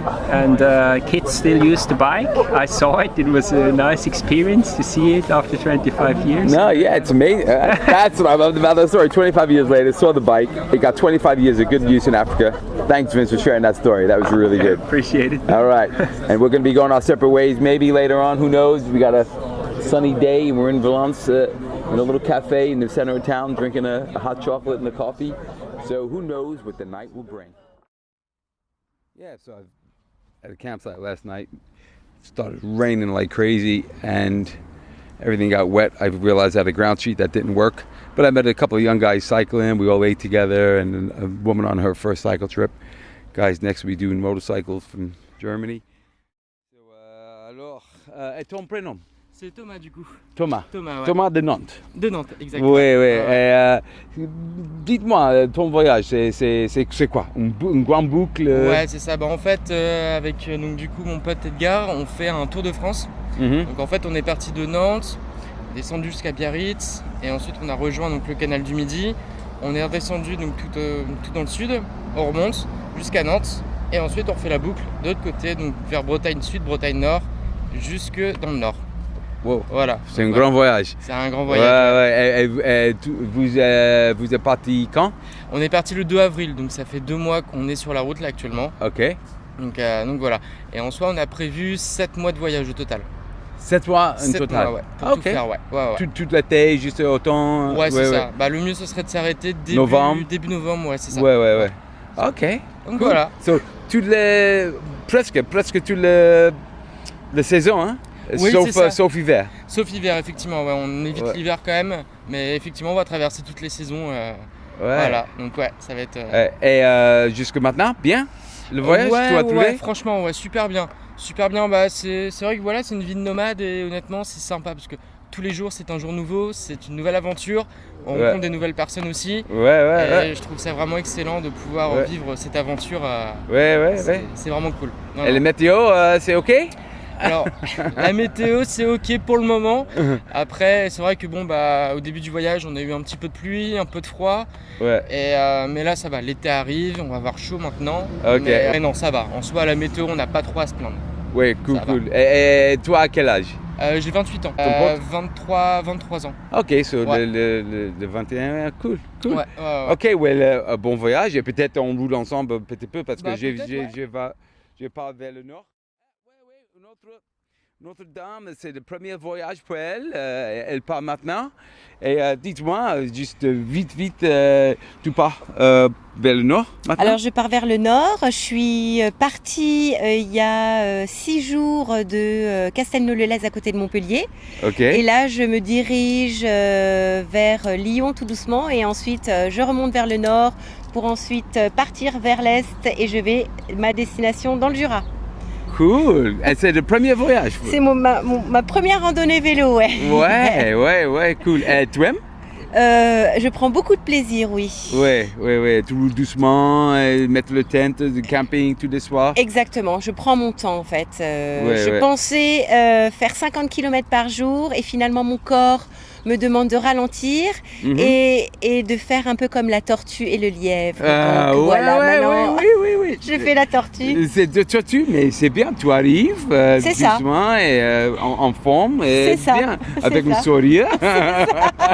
Sinon, on s'en va. C'est trop. C'est ça. OK, cool. Voilà. Bon voyage et ciao. Oui, à bientôt. À bientôt. PIDI on tour is a motorcycle YouTube channel, and I happened to meet Petey. Petey? Yeah, Petey's my nickname. Petey is his nickname, and he's on his motorcycle with 2 friends, one from Switzerland, one from Germany. And you are from Germany? Nein. You're the Swiss guy. Oh, okay. And so this tour you're doing where? Where I want to go in this area, I do not know how it's called. Ardèche, the Ardèche Valley.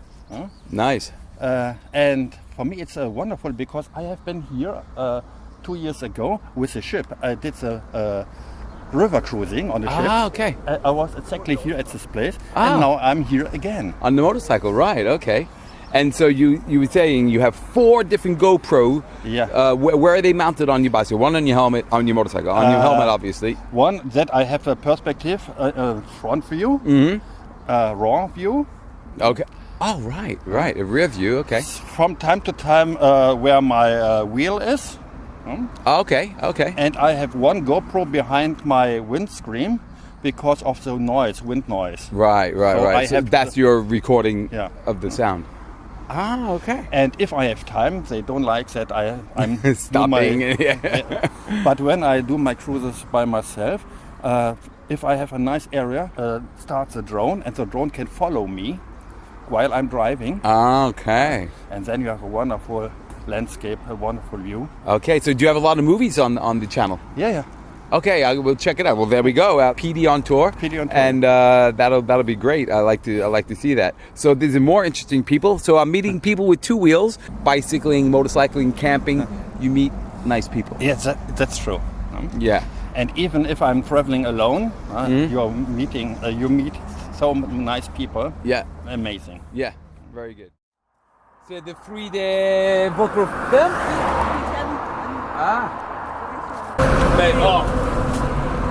Super, hein? Bon, parfait. De bonne énergie, hein? Merci. Merci, au revoir.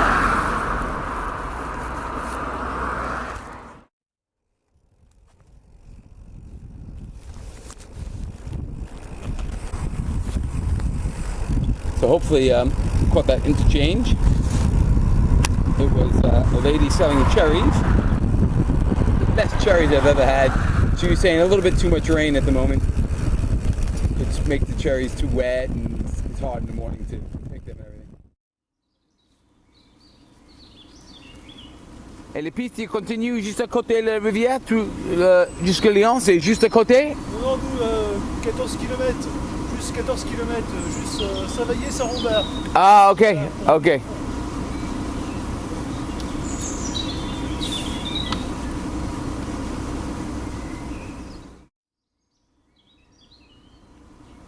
Bonjour, bonjour. So that was the cleaner came and emptied the rubbish bin. I thanked him. He takes care of 14 kilometers of the piste. They're sweeping up the track. So the guy who just emptied the rubbish bin, he's off and gone. And now listen to the sweeping of the track.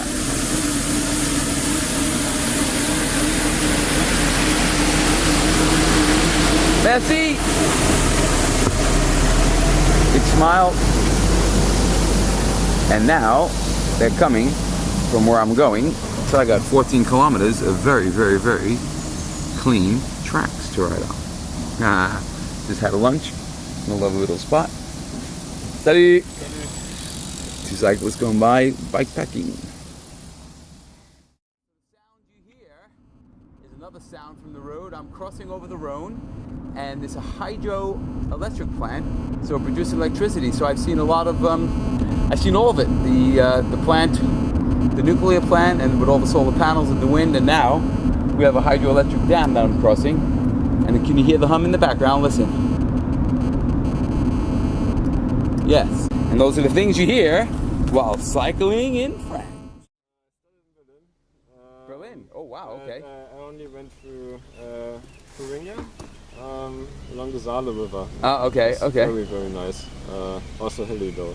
Yeah, yeah. So now the Rhône is a little bit of a yes. a little bit of a break, nice and backwards. Yeah. You're pretty loaded. Yeah, you're loaded up. Yeah. Got a heavy load, like me. No, I'm going quite long. Yeah. How long are you going? What's the plan? I have 3 months. So 3 months. After Geneva, I'm taking a train to Praha. Ah, okay. To go to a festival. Ah, not music. Yeah. Ah. Drum and bass. Cool. Yeah, bike touring wise, it doesn't make any sense. But I wanted to go there, so I taken the train and Okay. And I want to go down to Croatia afterwards. Oh, nice. With the other 2 months we have. Okay. So you got until September, August or so. Yeah, end of August basically. Yeah. Nice. So the summer on your bike, just camping and traveling and music festivals. Yeah. Sounds good. It sounds absolutely lovely. Is this your first tour? Have you done other tours? Yes, Right. but I've been going for 3-4 day tours and a week, or I think 9 days last year in Sweden. So now it's you- not the first thing for you, but yeah. Okay. I already get so much shit that I think I won't ever need again. So much that you're bringing. Yeah, Yeah, when yeah. I started in Germany, it was still cold. Sounds like an excellent trip. I'm meeting so many different people on this trip with different ideas, different lengths of voyages. On a horse wagon. Yeah. I think that was my craziest encounter yet. all different kinds. Okay, I'm going to turn this off and we'll have some cherries. I got some fresh cherries. Oh, nice. For you, like your diary? Is it diary? Yeah. Yeah, I mean, it's kind of like that, yeah. So I could I just... have also my diary, my first journey diary. Nah, that's a nice one. Yeah, I keep a diary as well. A girlfriend of mine gave me this as a present. It's really cool. Yeah, nice. I like it. It's leather pouch.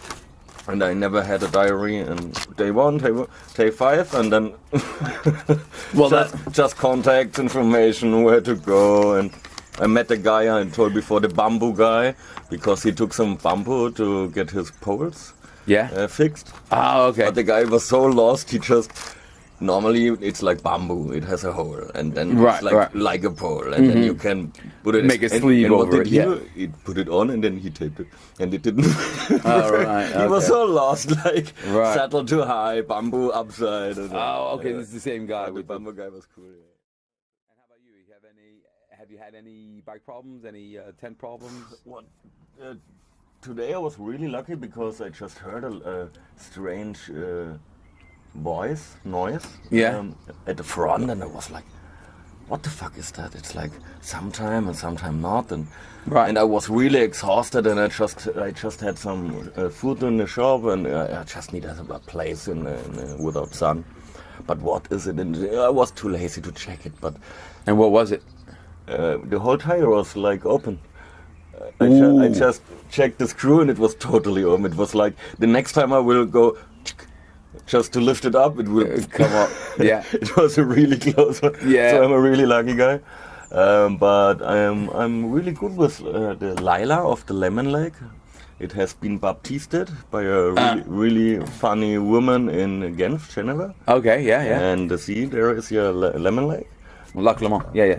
Lemon, yeah. Lemon, yeah. I didn't know before, but now it's Lila of the Lemon Lake, and it just fits. I have everything I need, but speichen these between the wheels. I really have to buy some for the tires. For the case. Yeah. Between the tires, the poles. I do not know the English word. Tube? Oh, the rail, the spokes. The spokes, yeah. Spokes. But because I think I'm really heavy, sometimes maybe I never had a broken spoke. Yeah. I never had a broken tire. I never had a broken tube. Yeah. Because of Marathon Plus, it's like it has all the protection. And where are you headed again? You going so you started in Germany. Germany, yeah. And then you go in. So now you're on the Rhône, and then you want to head to Portugal. I'm like, you know. Yeah, so it's the opposite Maybe of the guy. I will go to Portugal. The opposite of the guy I met yesterday. I started in Freiburg first. I really wanted to leave Europe, but no, I'm in France. I never have been here before. And I started by Freiburg in Breisgau, over Basel, Biel, and then Geneva, and now here. But when you cycle, it's a different feeling, isn't it? I mean, when you're cycling, it's a little different than living and working every day. Totally different. It's like 5 years ago, my first tour girlfriend just said, "I made some tours, let's do it." And so, okay, I have a bike, and she said, "You have a good bike." And another friend gave me just 2 bags, and it was like, "Okay, let's go." And it was like I felt in love with the liberté on velo. Yeah. And it's a totally different thing to travel. It's not like vacation, and it's not like traveling with car or bus or train. You're really free to choice, and it's like an intuition thing. What do I want now? And also like traveling alone. The first tour were with friends, and then last year I was like nearly on a burnout. So I'm social worker, and did it about 5 years, and I had some really hard clients and new families I worked with, and there was a point I just fuck people. I do not want anymore. I just have to leave alone. So I had my first trip on bike alone, and it was like, wow. Not like I have a problem in a group, but it's totally free. And your place, okay, stand. So you could be alone, or you could meet somebody new every day, every hour on this trail. You could ride with somebody all the time. And this is for me totally new. Last year it was like I do not really want to see or talk to anyone. It was like 3 weeks on bike, and at the end I met some friends who were in Sweden, and then I knew, okay, I will socialize then. But it was like 2.5 weeks. I'm alone, nice. Right. But this time it's like from the first day on, connecting, socializing. And how long you been gone now? About, what day is it, Monday? I started the week before on Thursday. Okay, So you're still kind of finding your little groove. Yeah. Now, and you're gonna mail some stuff home tomorrow because I got 3 kilograms too much clothes. And after Lyon, I totally lost my groove. Yeah. You gotta get starting and okay. Right, okay. Yeah, you a little too much partying. You met the right people, the wrong people. Not too much. Perfect. Perfect. But you feel it's like restarting. Okay, restart. But I just found my groove. Before Lyon, I would say it was cool. Like, now I'm cool, and after winter, I'm not that sporty guy. I didn't do anything for about a half a year. And then it was really hard at the beginning. You felt everything, and that was like, what the fuck? What's happening? My legs aren't working. Yeah, normally you start in summer a little tour. And so it was the last years, but this year was directly after winter. Right. It was a totally different thing to find a groove, but now I have it. That's cool. Some good stuff for your diary. Well, thanks, Rene. Yeah, that's cool. Well, I'm putting together all these different interesting people, and I'm meeting so many different people, and yours is another great story. Thanks. Quel âge as toi? 72. 72? Oui. Wow, ok. Et tu fais des vélos toute sa vie? Ah oui, oui, oui. Oui, ok. Depuis l'âge de 20 ans. Depuis 20 ans, ok, ok. Ah ouais. Wow. C'est incroyable. 18, 19, j'ai commencé, puis après 20 ans. Avec votre course? Oui, oui, le vélo de course. Non, compétition, compétition. Compétition, ouais. Ah oui? Jusqu'à 50 ans. Et après, il y a 10 ans, j'ai eu un très grave accident. Où? Je me suis fait renverser par une voiture à 400 mètres de chez moi. Ah, non! Si, je venais de chercher le pain le matin avec un vélo de ville, un vieux vélo. Il y avait une voie de circulation comme ça, une au milieu pour tourner comme ça, et ici la voie montante. Et là, la personne qui est arrivée, elle a vu qu'il y avait beaucoup de voitures au milieu pour tourner à gauche, elle a doublé tout le monde, elle est arrivée comme ça, et moi j'arrive en face. D'hôpital j'ai fait. J'ai une prothèse de hanche totale. La hanche. Ouais. Mais ça me fait rien, ça me gêne pas sur le vélo. Et 400 mètres de chez toi, et tu fais des vélos tout autour de France et tout. Et j'ai eu la jambe cassée là. Ici, le même accident? Même accident, ouais. Et le pied là, le bout du pied, il était comme ça. Oui. Waouh! Et tu étais dans une fauteuil roulant? Ouais, fauteuil roulant. Ouais. Wow. Pendant combien de temps? Pendant 5 mois. 5 mois? Ouais. Et après, j'ai repris le vélo tout seul. Ouais. Le docteur, il me dit, non, pas de vélo encore. Non. Il t'a dit quittez les vélos. Il m'a dit, vous referez du vélo. Il m'a dit, il faut attendre un peu. Ouais. Et donc, moi, j'étais chez moi, je m'appuyais sur le mur et je pédalais comme ça en arrière. Ouais. 5-10 minutes tous les jours. Et je dis, demain, je pars faire un tour. Non. Et il y a combien de temps? Et à 10 ans. 10 ans, ok, c'est 62. 62, oui. Et donc, 5 km. J'ai mis 2h30 pour faire 5 km. Et là, donc le chirurgien, il me convoque et puis il me dit, on va prendre une décision pour que vous repreniez le vélo. Alors, il me dit, déshabillez-vous, je vais vous ausculter. Il me dit, je ne vais pas vous dire de recommencer, parce que vous l'avez déjà fait. Il me dit, je l'ai vu. Tout de suite. Ouais.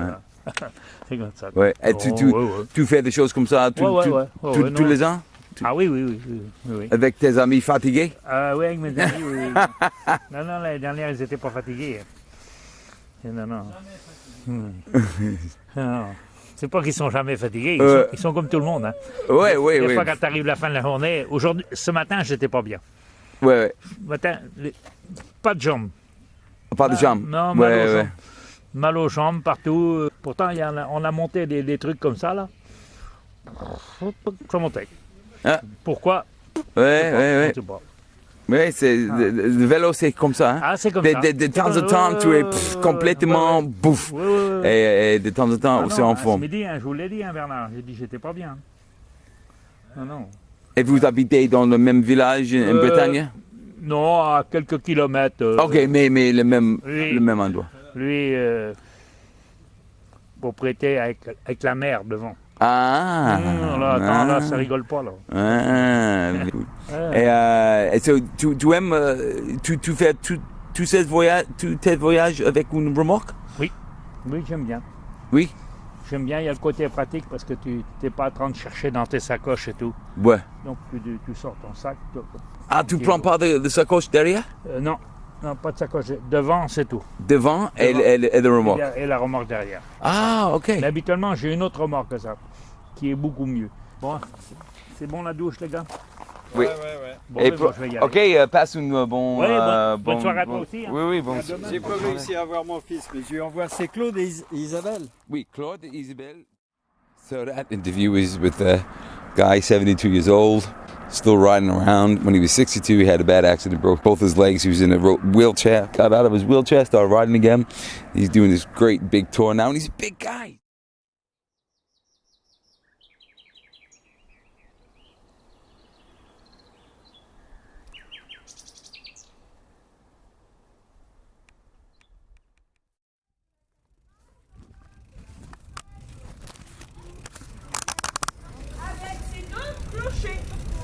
vous faites à peu près, je ne demande pas que ce soit hyper détaillé, mais il faut qu'on comprenne ce que c'est. The first sound in the morning, besides the bird reserve I went through, was the teacher giving the students what they should do as they go visit the city of Vienne, which I'm cycling through right now. Just outskirts of Vienne, heading up to Lyon.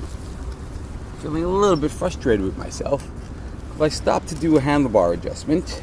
The guy coming the other way stopped. And for some reason I didn't record him. Interesting dude. Starting from the north of Amsterdam, riding to the south of Spain for his friend's birthday. Must have been in the 60s. Very, very tall Dutch guy on a very big bike. Looked a bit out of shape, but doing it, man.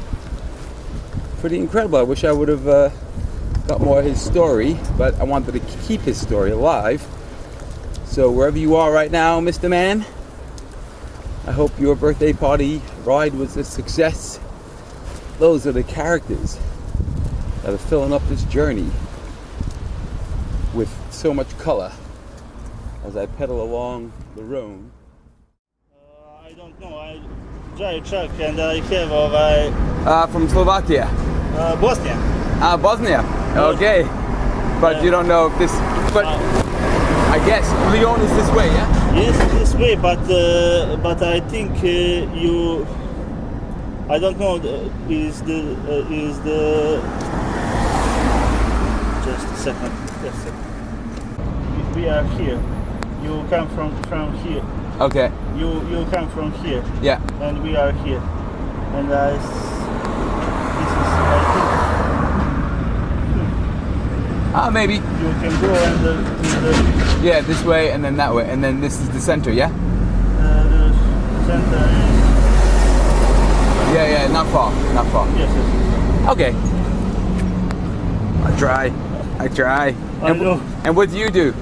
I try check. I need mine. I go to Italy. To Italy? Yes. Can you sleep in the truck? Yes. Okay. Thank you very much. You're welcome. Okay, bye-bye. Bye-bye. I don't know, I guess you'd call me a bit crazy. I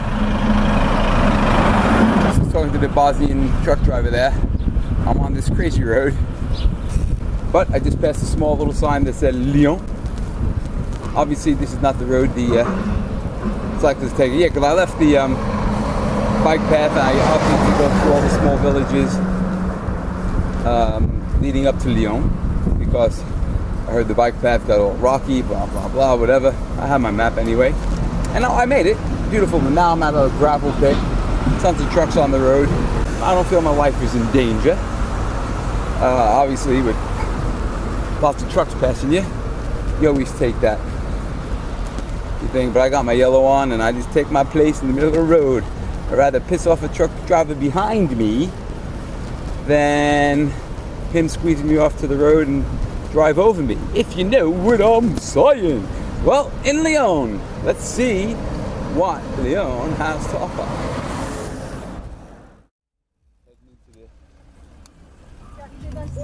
Big bad city,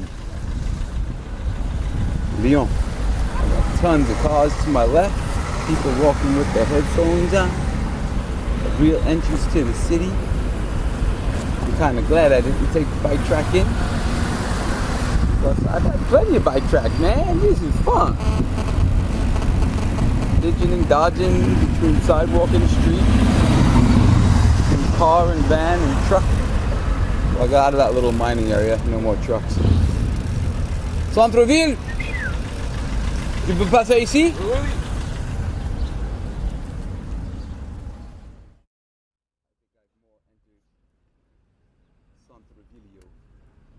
Okay.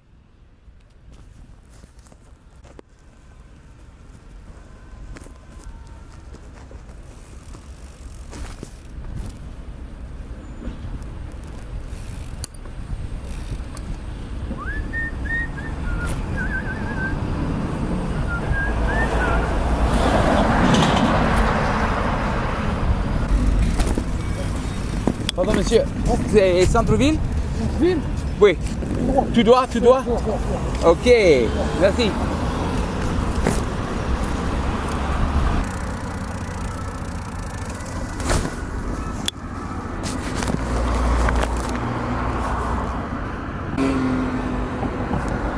Crossing the Rhône. Lyon is stretched out to the north. Bon, moi, ouais, au début, je viens d'être à la retraite. Je vais me lancer dans le vélo, mais tu vois. Tu habites Lyon? J'habite Lyon, ouais. Ok, so tu fais un petit boucle. Ouais, moi je fais pas mal. J'aime bien les Alpes, tu vois, je fais des cols des Alpes. Ah, ok. Ouais. Ah, ok. Tu vois, That's a really nice park on the outskirts of Lyon. I don't know, 20 minutes north of Lyon, where the bike path is passing the canal zone, and there's tons of people just out. Today's a very, very hot day, and in the grass, do some swimming, the lake. It's good. Nice. Very nice.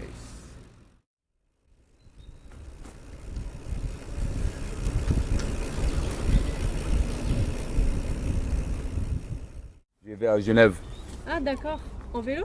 Oui. J'ai commencé à Montpellier. Ah ouais, un grand chemin. Un gros chemin, oui, 2 semaines. Ça fait 2 semaines? Non, pas encore. Quand j'arrive à Genève, il y a 10 jours de route, oui. Et vous roulez beaucoup? Vous faites beaucoup de kilomètres? Non. Aujourd'hui, jusqu'à maintenant, 75. Ça va. So, 10 encore, 20, oui. Entre 70 et 90. D'accord. Tu vas à l'université? Ouais, à l'université. À l'université, et tu étudies quoi? L'économie. Économie? Ouais. Il faut, hein? On en a besoin, là. Maintenant, il faut l'économie. Ouais. Bonne continuation, bon après-midi. Merci à vous aussi, bon courage. A young girl going to university in Lyon. Got a great job for the summer, overlooking the lake, doing the security. I talked her into having a couple of cherries that I bought a few days ago in the room, and the lower room, and she agreed. They were quite delicious. It's only 5:45. I've done 72 Ks, feeling quite good. Geneva's 230 Ks away, so that's a good meeting point for Andy. Gives me time to get there, mellow days, or I could even just cycle further up Switzerland, although Switzerland, expensive camping, expensive food. So we'll see what happens. But these are the things that make cycle touring what it is. Every day, an adventure. Every hour, an adventure. Boucherie et charcuterie, il est fermé. Ouais, parce que je passe lui, fermé. D'accord. C'est un menu de jour, 16 euros. 16 euros, ouais. Juste après tout le monde. Non, mais nous on va tout de suite faire. Ça va être une compote? Ouais. Et peut-être en village, parce que le route il passe par le village. Il passe juste à côté, dans le village peut-être. Que là tout est fermé là. C'est fermé. Tout est fermé. Le mercredi fermé. Wednesday fermé. Ah, fermé toutes les journées? Ouais, la journée, ouais. Ah. Ouais. Bon. Bon courage. Hein. Ok, de même. Ciao. Bonne route. Merci.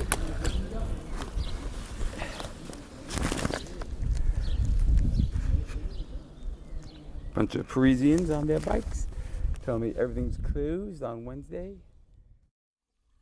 Et vous êtes où? À Zurich. À Zurich, ok. Le vélo sont bien? Good, super. The Brooks? Yeah. Ok. Ok, see you. Ciao. Ciao. Bonne continuation. Couple from Zurich. Heading all over down Ardèche and going everywhere and having a good little run on their bikes. Tu es de Roumanie? Oui. Tu habites dans un village, dans un petit village? Voiture. Voiture? Oui. Tu habites dans la voiture? Oui. Ah oui. Ah ok, le temps, et ça, bien. Elle est gentille, hein? Ça va et non plus ça va. Oui, ça va. Soif. C'est chaud, hein? Oui. Do you speak Romanji? Je parle pas de Romanji. Amérique, dollar. Amérique, dollar. Yeah. Et Romani? Lei. Ah, ok, pas de euro. Tu aimes France? Et c'est beau. I tried to have a conversation with a homeless guy who was in front of the supermarket. He's a Romanian, older guy, nice guy. When I parked my bike, it reminded me of the good old days. He said, "Don't worry, I'll look after it." I bought him a can of tuna. Came when I left, and as I was talking to him, lots of people came out. Some people gave him bread, some other people gave him other things, and yeah, so he knows everybody. He said for 2 years. He's had a brain operation, so yeah, it was difficult to talk to him, just to understand him. That's all. Very nice guy though, and difficult life, but smiling, living in his car, and yeah. Sitting here talking with Leslie, who I met at a campsite just accidentally because he. I saw him working on his bike upside down, and you know how those who know me well, you know how I feel about upside down bikes. So Leslie, beautiful bike, a nice carbon bike, and his wife is on a nice, lovely LaPierre as well, and they're both doing some riding. But their main transportation is this nice big Fiat Globe bus down from where I come originally is from middle of Scotland, just south of Perth, and we keep the bikes. It's got a big locker in the back, so the bikes are securely held and nice and dry no matter what sort of weather.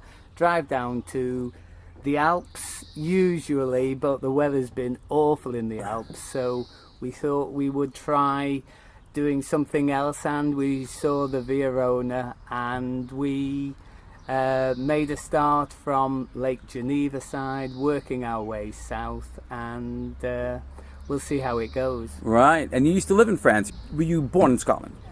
No, I was born in middle of England, Cheshire, right on the Welsh border. Okay. So we did a lot of hill walking around North Wales. Then I was into climbing, and we had an opportunity to move up to Scotland 1981, 82, so it's 40 odd years ago. Yeah, a couple of years ago. Really pleased in Scotland. You know, the weather's not to everyone's taste, but the mountains are fantastic, and it's that bit more relaxed than all the traffic and everything else down south of the border, so settled there really well. But when I retired, we took the opportunity to spend a bit of time over in France, because Jane really enjoys skiing, and she got me into skiing, but I really like the ski mountaineering because I'm a mountaineer at heart, and we had 10 brilliant years over halfway between Chamonix and Geneva, and area that I really like very well, and keeps you fit, cycling in the summer and ski touring in the winter, and gets you out and about and sees loads of places all the way around France. Well, that's great, and you know, and it's great to shatter the image, you know, with a lot of people, you know, especially some cyclists. I met a lot of young cyclists and stuff like that, and they see big camper vans and they go, oh, camper van, the easy life. But you know, it's just all about getting out there and exploring. I mean, so you're not on loaded bikes, but you're probably you're probably fitter than I am. I'm mountain walking kills me, and I'm doing my ride slowly but surely in my loaded bike, and you're in your camper van and you park it, and then you do your riding and you're walking and you're hiking and you're camping and you're getting out there and enjoying what's out there, and you always have, it sounds like. We had 25, 30 years of living in a tent and driving over to the Alps in the summer for extended periods, and we thought we'd done our apprenticeship. It's about time at our age just to have a bit of luxury, and camper van is brilliant. You just drive it to a place, use it as a base, do a few rides round and about and see an area, and then you move on to the next area and you do exactly the same. It works really well. It's not the fastest transportation, and you can't get to all the places that you would like to get to, but hey, it's but once you park the van, you can try to do it with the bike or by foot. Absolutely. Yeah, it's cool. And do you have, I didn't ask before, do you have any kids? No, just Jane and myself. Okay, free birds just out there. Free birds out there going. Great. Today looks like it's set for a beautiful day's ride. Leslie, we got blue skies and it's just lovely. And hopefully I sorted your bikes out and they should be rolling well. Changing gears once again. Yes, that's right. It was I think Joe spotted a person in trouble looking at gears. Looking a little bit confused. Rear gears weren't working and he was tweaking with the front derailleur. I was like, okay, this guy needs some help. But that was really great, Leslie. Thank you very much, and enjoy the rest of your journey. Thank you very much indeed. And who knows, we may, actually, we're going opposite ways. I'm heading to Geneva, but you have my coordinates, and if you're ever down south, excellent. Come that give us a visit. Great. I think we're heading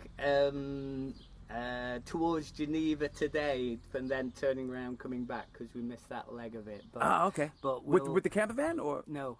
We're just cycling. You're going to cycle back, right? So do a little. Salut. Ça va bien? Ça va bien, toi? Oui, bien. Moi, c'est Julien. Joe. Joe, enchanté, Joe. Enchanté. Tu vas jusqu'où? Genève. Ok. Et t'arrives d'où? Montpellier. Ok. Et tu viens t'es originaire de New York? Oui, je suis de New York, ouais. Ok. T'es venu ici avec ton vélo ou tu l'as acheté ici? Non, j'habite Haute-Garonne. Et toi? Moi, je viens de Montréal. Montréal, Canada? Oui. Ok, voisin. Et puis là, je suis parti avec mon vélo à Paris, puis je m'en vais en Turquie. Ok. En 6 mois. 6 mois? Je l'espère. Europe? Ouais, jusqu'à Istanbul.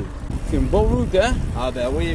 Ah, le vélo couché, bien. Bonjour. Ouais. So, Julien from Montreal. Yes. Left Montreal when?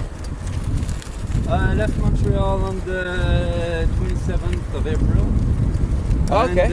Landed in Paris the day after. Went first to Paris, to a friend's place. Spent 2 days there. And then after that I went to Dieppe.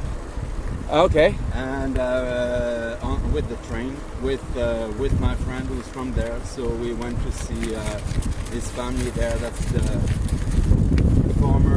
my former in-law family from a previous girlfriend. Okay. And then from Dieppe I started pedaling south. First went to Rouen. Okay, yeah. And then from Rouen to Nantes. Up in Normandy and then to Brittany, yeah. Yeah. And spent a week in Nantes at another friend's place. Visited a little bit. And then after that I followed Loire à vélo. Okay. So along the Rhône River until Chambord. I went to Chambord Castle. It's a very beautiful, magnificent place. Oh, there's so France. You can get. Oh yeah. It's unbelievable. So what's your big voyage? So you're going. So you did all that. We wound up meeting here, 100 k's from Geneva. Yeah. And then from here you said before in French that you're heading to Istanbul. Bonjour. I need to be quick through the European Union. Right. So I might accelerate a little bit, take a train here and there to get to Croatia. That's the great thing about bike travel. Yeah. You could take trains, planes, automobiles, whatever. But from Croatia, I'm out of the Schengen area, so I will be allowed to to take my time a little bit more through Serbia, Kosovo. Yeah. And how do you have a return flight to Montreal? No, not yet. So you may just fly home from Istanbul or something? Yeah, that's the original plan, but I'm waiting before taking it just to see if things change on the way. Yeah, of course. Hey man, you never know. No, I never know. Things change all the time on a bicycle, especially. Exactly. You meet somebody, he says, "Oh, I need a little help on the farm for a week." Yeah. Meet a lovely girl, says, Yeah. So you never know. You never know. Yeah. All right, well, Julian, I'll turn the recorder off so we can just pedal along. But thanks. It sounds like a great trip. Thanks to you. And yeah, and I guess we'll pedal a little while together. Unless I'm going too slow for you. No, you're not. All righty, thanks. I was camping last night and paid for that luxury. Oh. Whereas Julian, listen to this. What happened to you last night? Well, I was at the McDonald's yesterday, and I was using the connection there to send my stuff back to my clients back at home in Montreal, because I'm still working on the way. I'm doing drawings for the animation industry, storyboards and illustrations and that kind of stuff. And I had some drawings to send to my clients, so I needed the connection. I got to the McDonald's and I spent a few hours there waiting for my stuff to upload. And over there, I met a lady who invited me for supper and spend the night in her spare room in her place not that far from there. And I slept really good in a full bed. Full bed, Yeah. full meal. Full meal, coffee in the morning, and a cat to pet. Very nice. Really nice cat. Look at that. Well, cycling in France, cycling anywhere, you know, people it's give you... how people are generous and, and in an unexpected way. Sure. All the time. Sure. If you're trying to meet somebody, try it. But if you just let it go, sometimes it just happens. Yeah. Yeah, stuff comes to you. Well, Great. Every meeting is a rendezvous. C'est very. I saw you talking to that old guy on the tricycle. Yeah. Yeah. Normally I stop and I interview those people. Yeah. A little bit of everything, you know. Yeah. Well, I'm a tricycle lover myself. I've had quite a few tricycles. Still have one back at home. I'd like to travel on a tricycle someday. Yeah? Yeah. It could be fun. It's not as practical to bring on a plane, though. No. But for crossing Canada, maybe it would be great. So I came across this guy with a solar panel on top on a vélo couché. Et maintenant il a... I met him to Adrien. Il charge la batterie. So il a charge de batterie. Et le téléphone. Ah, ok. Et tu es de Bretagne? Oui. Ok. De quelle part? Alors, Lorient. Lorient, ok. Ouais, le drapeau Bretagne, oui. Et ça, et tu roules combien de kilomètres par jour? Ah ben là, je suis en train d'entraîner parce que je fais la caravane derrière. Ah, ok. Je vais mettre une roulotte derrière. Ah, ok. Pour dormir dedans, pour manger, toilette, tout. Wow, ok. Et c'est toi qui fais? Tu fais le cadre? Ça, le trike, j'ai acheté. Oui. Mais tout le reste, c'est moi qui fais, oui. C'est très cool. C'est lourd? Ah, là, on est à 40 kilos. 40 kilos. Comme moi. Ah, mais non, oui. Ah, ouais, 40 kilos, ouais. Ah, ouais, pas mal. Ouais. Pas mal. Mais au moins, ça charge la batterie. Direct. De panneaux solaires, c'est charge, c'est charge de batterie direct. Yeah. Et charge de téléphone. Yeah. Et qu'est-ce que c'est ça? Pour la vitesse. Ah, ok. Un petit compteur pour la vitesse. Première, deuxième, troisième. Première, c'est à 10 km/h. Deuxième, 15. Et la troisième, à 20-30. 25-30. Ouais. Et pour toi, pas de crème solaire parce que tu es... Je peux même dormir. Ouais. Il y a la télé, il y a tout. Tout. Ouais. YouTube, comme tu veux. Ok. Ben les bonnes routes. Hein. Elle même, ciao. Allez, ciao. So I'm talking to Andrea and Simon from Austria in this wonderful campsite. right here on the Rhône River, and we just had a big feast, and they came over and are eating their tomato salad and cream cheese. What is this? Yeah, Goat fromage de cheese. chèvre, goat cheese. So tell us a little bit about your voyage. You started in Austria on a train. On the train, and we went to Switzerland, Mm-hmm. to Lausanne, and then we were cycling from Lausanne to Genève. Yeah. And today from Genève till here. Okay, and Genève is Geneva, and from Geneva to here, and they're doing lightweight camping. They don't have any cooking, not even a cup, just bottles. But they're making it. You know, they borrow here and there a plate every once in a while, but it's a little bit of a lighter weight tour, and only for 2 weeks, I guess. They could eat in the occasional restaurant. Do you eat in the occasional restaurant? Yeah. Yeah. We will also eat in the restaurant. Yeah. Okay. So, but your bags are still your bikes. I saw your bikes. You have just back bags in the back. Yeah. Yeah. And some small bags in the on the front bike. and On on the the front, back side. yeah. But we have some race bike. Racing bikes. Yeah, I have a Racing bike. racing and she has a gravel bike. Right. Okay. Okay. No backpack on the. No rack on the back. Yeah. Yeah. Yeah. Okay. Okay. Okay. That was a different couple I saw then. Because there was a different couple who had this stuff on the back, and they were young, and they looked a little bit light on the so the racing bike. So that's a nicer, fast way, a little faster way to travel. Yeah. I love racing bikes. I hate other bikes because they are slow. Right. Right. Okay. Okay. You'd hate my bike. No, no. But I know. I have not seen your bike. Oh, it's a heavy one, it's but, just- Yeah, but it's too heavy. You have the plate. Well, exactly. We had the plates and the food that we could share, so it's good. And You have olive oil, herbs. yeah. Yeah. All what we need. Yeah, exactly. Perfect. Everything you need. So we were here for you. It's very good. And you're gone for 2 weeks in total? No, 10 eight days. 8 days. 1 day to travel with Yeah. the train Oh, from Linz, okay, and 1 yeah. day to travel back And- to Linz. And Linz in Austria, you said, is nice for cycling as well. Yeah, on the Danube. On the Danube. Right. Another river to cycle on. Plenty of nice rivers in Europe Yeah, to cycle on. from many people do it from Passau to Vienna, Mhm. and you can also then to Budapest.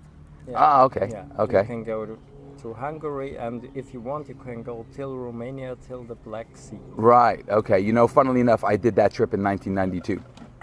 Yeah. I cycled from Turkey up the Danube Yeah. into Romania, all the way to Budapest and into Austria. I did that in 92, so 20 lots of years ago, too many years ago. But if you are such a cyclist, then you have to know the set triton. You know this thing? The what? Set triton. We love this No. bike, but it makes 3 things.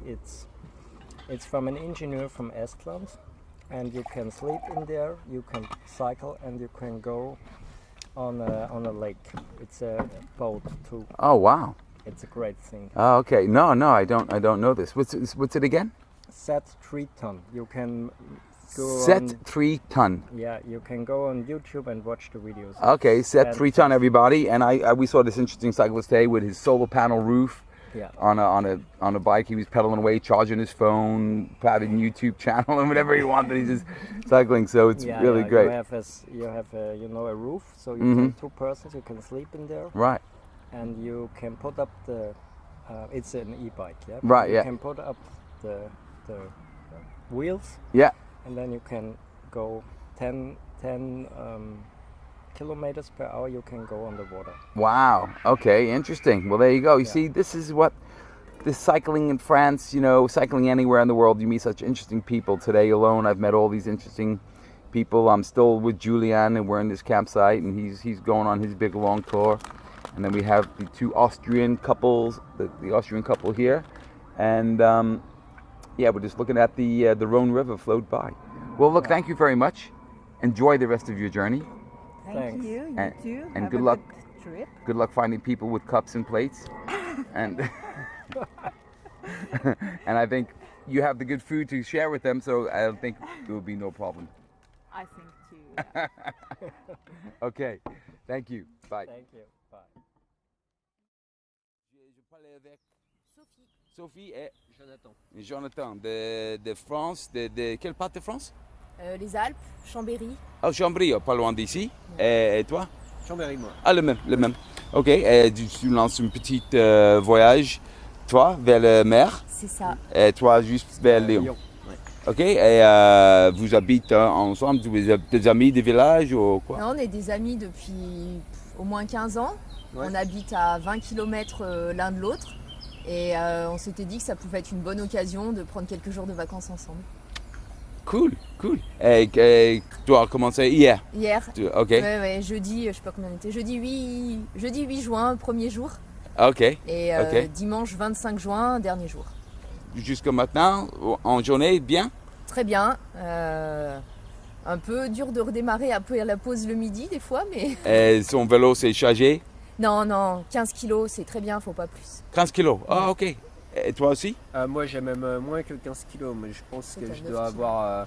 ouais, après avec les autres trucs à côté, je pense que je dois être aux alentours des 11-12 kilos. Je Ah, pense. ok. Et tu fais exprès le vélo, de temps en temps, marche à pied dans la montagne, tu aimes les sportifs, C'est beaucoup de la rando en montagne et Ah, ok. c'est la première fois un voyage à vélo comme ça. Ah, ok. La première fois? Oui. Ok, d'ici là-bas, c'est Ouais. C'est 700 km? Non, je pense que comme je vais faire le tour du parc de Camargue, je vise plutôt 850 km. Ah, ok.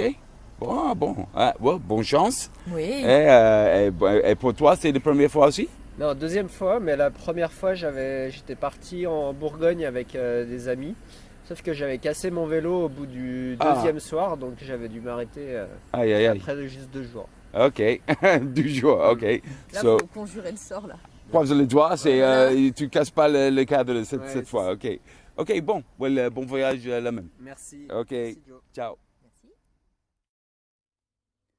Okay, going up a really big climb. Been climbing for for an hour already, and a couple more hours in it looks like, and then who knows, downhill, only about 60 k's from Geneva. Okay, ciao. Okay, made it to the top. It's a tough one, but I'm now in a very beautiful forest. I'll let you enjoy the birds with me.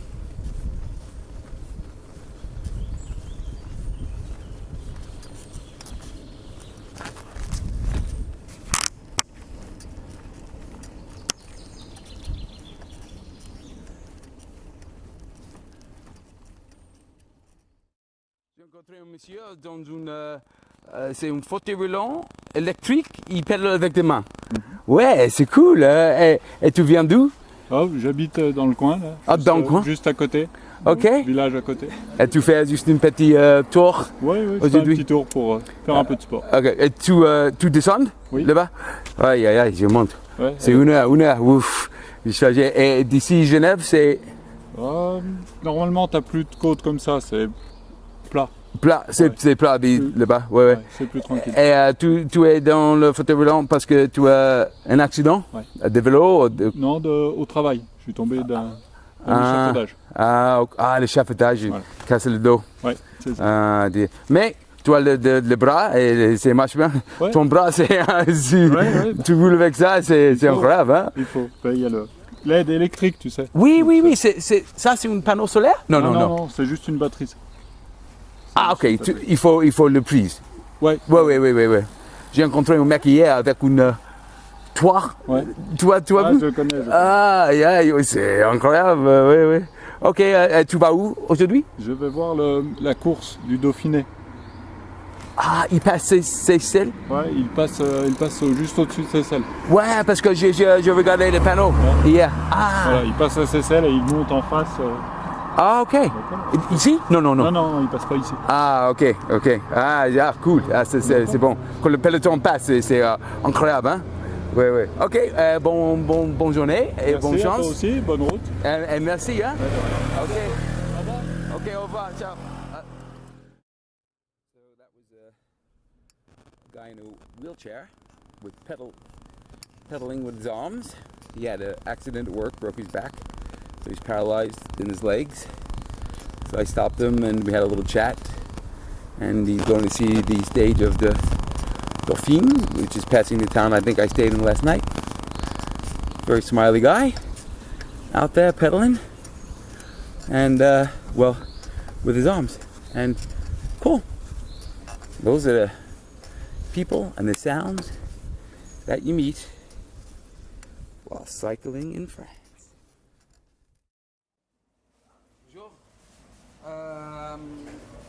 C'est combien le mouflon au chocolat? Alors, 2,90. 2,90. Oui. Ok. Ah, qu'est-ce que c'est le beignet? Ah, le beignet. Donut. Non, je veux. Alors, ici, chocolat caramel. Chocolat. Est-ce qu'il y a des cafés ici? Oui. De déca? Oui. Ah, un déca petit. Et aussi une baguette. C'est sur place? De café? Oui. Le muffin aussi? Ouais, j'arrive de Seychelles. Aïe. Le route, il monte 9 km. Ouais, ça monte. Hein. J'ai commencé Montpellier. Montpellier? Ouais. Hier. Non, c'est une blague. Dijon. Ah, ça va. Dijon, oui, le Verona, c'est bon. Ça va. Ouais. Ça va. Ça et ça. Parfait. Alors, 5,40. 5,40. Ok. Merci. Et bonne journée. Bah, merci. À vous aussi. Bon courage. Ok, merci. J'espère pas la pluie. Ouais, j'ai entendu. Ouais.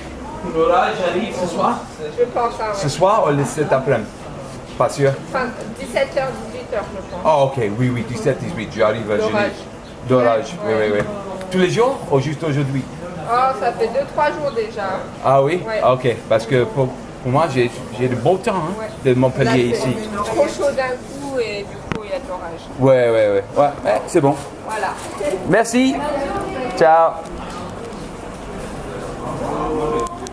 Nice little boulangerie. I'm gonna have myself a nice treat, man, for that climb. And then lunch later.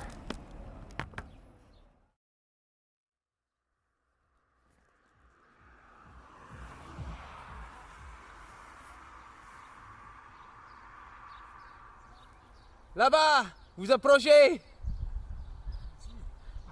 Il doit, hein. Mais pour vous maintenant, c'est doucement, pas et une grande descente pour Seychelles. Ok. Et pour moi? Oui. Comme ça? Comme ça.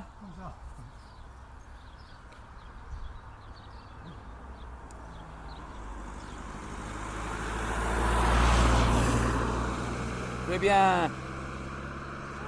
Vous approchez ici. Et 2 km, c'est une bonne boulangerie pour mouflon.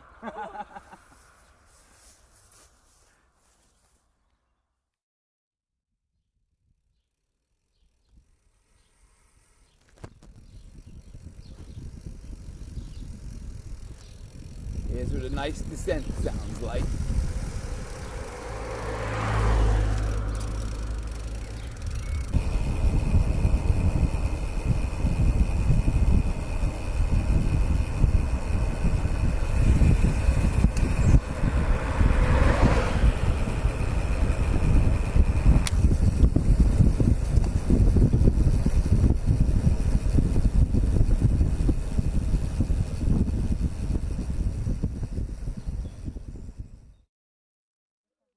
Okay, still meeting interesting people, and now I was cycling down this beautiful downhill and I saw this family of 1, 2, 3, 4, 5, 6, 7. 5 boys. 5 boys and the parents with all this crazy bike setups and trailers and panniers, and they're doing a big long ride from the Czech Republic. And they don't know, we're talking about it. So your name, sir? Thomas. Thomas is fixing a flat. Yeah. And I have a really good pump, so after that we'll put the air in nicely. It's a very nice pump. Thomas, how old are your kids? Well, you can ask them. Okay. I'm 14. 14. And you? 9. He's 9. 9. I am 12. 12. He's 4. 4. This one. He's 7. 7. Wow. Okay. And they have trailers pulling the bike, so I guess sometimes they cycle, sometimes they don't. And we always cycle. Like the trailer is for him. yeah. And they. But I'm saying you could detach the bike as well. Yeah. Yeah. We're gonna try that, but he's not. Right. He's not ready yet. And your name is, ma'am? Stania. Stania. Okay. And what part of the Czech Republic are you from? From Moravia.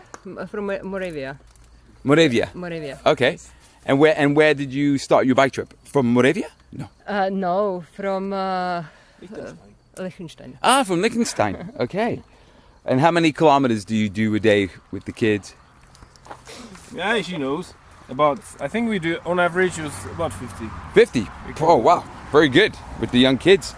Yeah. That's a really good trip. But most they done was 19 kilometers. 90 kilometers. That was a day. From Rome to the coast. That was last year. I was going to say Rome to the coast. Wait a minute, I'm lost. How did you do that between Liechtenstein and here?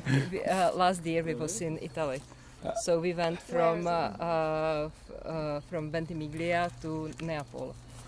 Wow. Okay. 100. So from like the borders of France. Yes. You went from Ventimiglia to Neapol. So do you do bike tours every? We try. Every year. Yeah. Very good. This time we got in trouble with our was the schoolmaster. Yeah, he was not principal. Ah, okay. He was like, you can't take such a long holiday, and we're like, Tell him you can. Yeah, so he actually, so they actually have like school absence, to be fair. Okay. So we told the teachers ahead that we were gonna do it, and they're like, yeah, you shouldn't be doing this, and we're like, yeah, but you only live once actually, so kind of. I didn't want to fight. I don't want to fight the teachers, but I didn't also want to cancel the holidays. No. You did the right thing. You only live once. And how are you enjoying the trip? Oh well, I'm enjoying it really great. And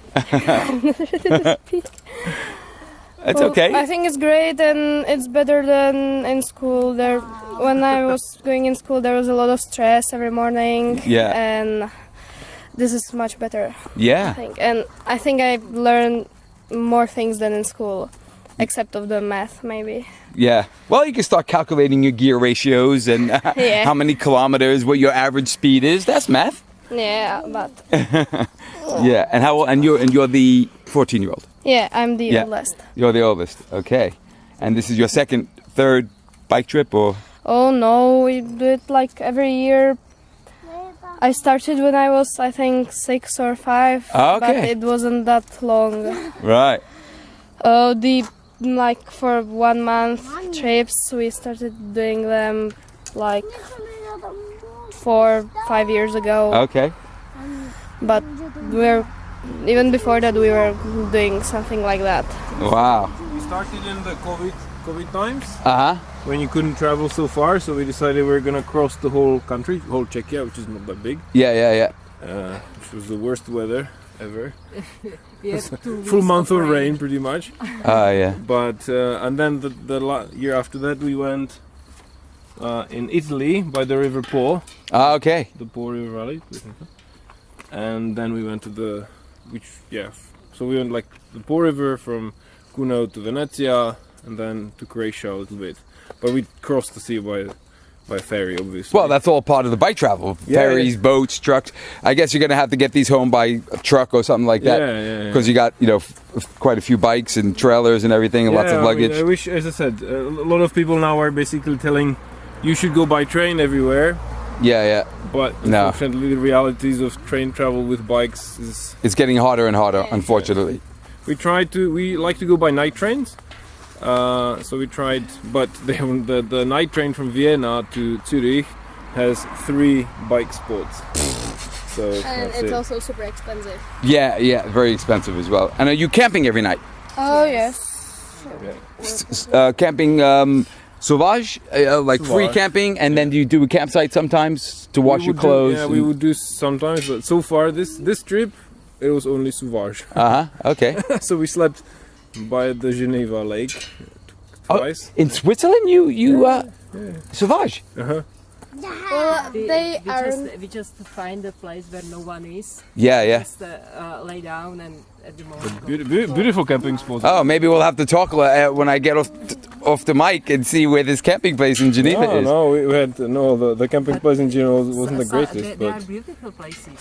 Like we find táborova základna to má. Yeah, it was like a camping spot of sorts, similar to this. So this was today. So there was like a nice next to the But so you were in Geneva today? No, that we slept. No, today we slept by Chevy. That's a town called Chevy, and yesterday we were in Geneva. So, so today you started in Switzerland? Yes. Yeah. Okay. Great. Okay, I will help him now with his flab. We got enough recording. He got his tire off. I got my pump out. Thank you very much. Have a good voyage. Thank you. Bye, everybody. Say goodbye. Thank you. Bye-bye. Bye-bye. Bye-bye. Bye-bye. Bye. Bye. The whole family. They're all munching away, eating their goodies, and what a great story this is. Okay. And that's what cycling in France sounds like. Genève, j'ai tombé sur une route avec de beaux graffitis sur le mur. Et monsieur, c'est quoi? C'est le graffiti. Explique un petit peu pour moi. Qu'est-ce que c'est le graffiti? C'est une manière libre de s'exprimer, d'amener un peu de joie et de couleur pour les gens aussi. Oui. Et ça, c'est beaucoup des artistes locaux et aussi étrangers? Alors, sur ce mur, actuellement, c'est plutôt des artistes locaux. Ok. Mais il est arrivé qu'il y ait des gens de plein d'endroits, en fait, d'Espagne, de France, même des... peut-être pas des Américains, mais des Anglais, des Danois aussi qui sont venus ici. Ok. Ça fait à peu près 23 ans qu'on peint ici régulièrement. Ok. Donc il y a eu beaucoup de monde qui se sont passés. Oui. Ouais. Et juste par chance, j'ai tombé, je suis de New York, de Bronx, et ils donnent une petite... balade graffiti. De balade graffiti en Genève. J'ai juste passé avec le vélo la dernière journée de mon voyage et j'ai tombé sur... Jazzy. Jazzy. Jersey. G-A-Z-I. Oh, Jazzy. Ok, Jazzy. Joe. Enchanté, Jazzy. Merci. Oui, ok. La dernière journée. Quelle chance. Graffiti sur le mur en Genève. Merci. So what I just said is, I just entered Geneva. There's a guy giving a tour about graffiti to this whole group of people. So I kind of listened to his tour for a little, and I said, "Hey man, I'm from New York. I grew up in New York in the 60s and 70s in the Bronx." And he was like, "Oh my God, that's like my reference." I was like, "Yeah." I said I knew graffiti artists and everything, and yeah, here I am, and it was pretty cool. You know, I was telling about the lots behind my house, and then I just asked him a few questions about his tour and everything. So it was kind of cool coincidence. Of course, the road I got on went nowhere, of course, so I'm heading back. I'm in the common room in a campsite in Geneva. Quite nice. And, after I met the graffiti artist, I went to town. And, I don't get freaked out in big, busy towns. I was riding against traffic, going down one-way streets, wound up in the red light district. Anyway, it's fun. I feel so at home in the city, especially on my bike with the panniers and everything. I feel like I could just bounce off of taxi cabs. And so I went into the train station, and there was people handing out free drinks, like energy drinks. She gave me 4 bottles. Well, I went and got 2, and then I went back and she gave me 2 more. And then some other lady saw me getting a map at the information booth, and she said, do you want this? And so she gave me one. Perfect. Being in expensive Switzerland and getting handed drinks that would probably cost €2 or something like that. And after the nice ride in the city, not finding the tourist information, it was closed, I tapped on the taxi driver's window, and I asked him, and he told me to go over the bridge out of Geneva Center. You could find a camping, and I was like, oh, okay. So that's what I did, and I was really hungry because the only thing I ate was my sandwich, and luckily I saved a bit of that sandwich. So I had that at the lake, looking out over the lake, and I was thinking, okay, cool. Camping, hopefully. This taxi driver was right because I was just taking his word for it. I was kind of like riding down thinking, okay, hopefully the campsite's this way. And then this group of people, there was a woman there. So I said, hey, is there a camping? And she said, oh yeah, I think there's a camping down the road. And she just said, look, when you start going uphill, you go over and you find it. And I went into the little village that she was talking about. And I was too late for all the supermarkets. They were closed. And then I saw this other couple walking down the street, and they looked kind of like possibly cyclists, definitely campers.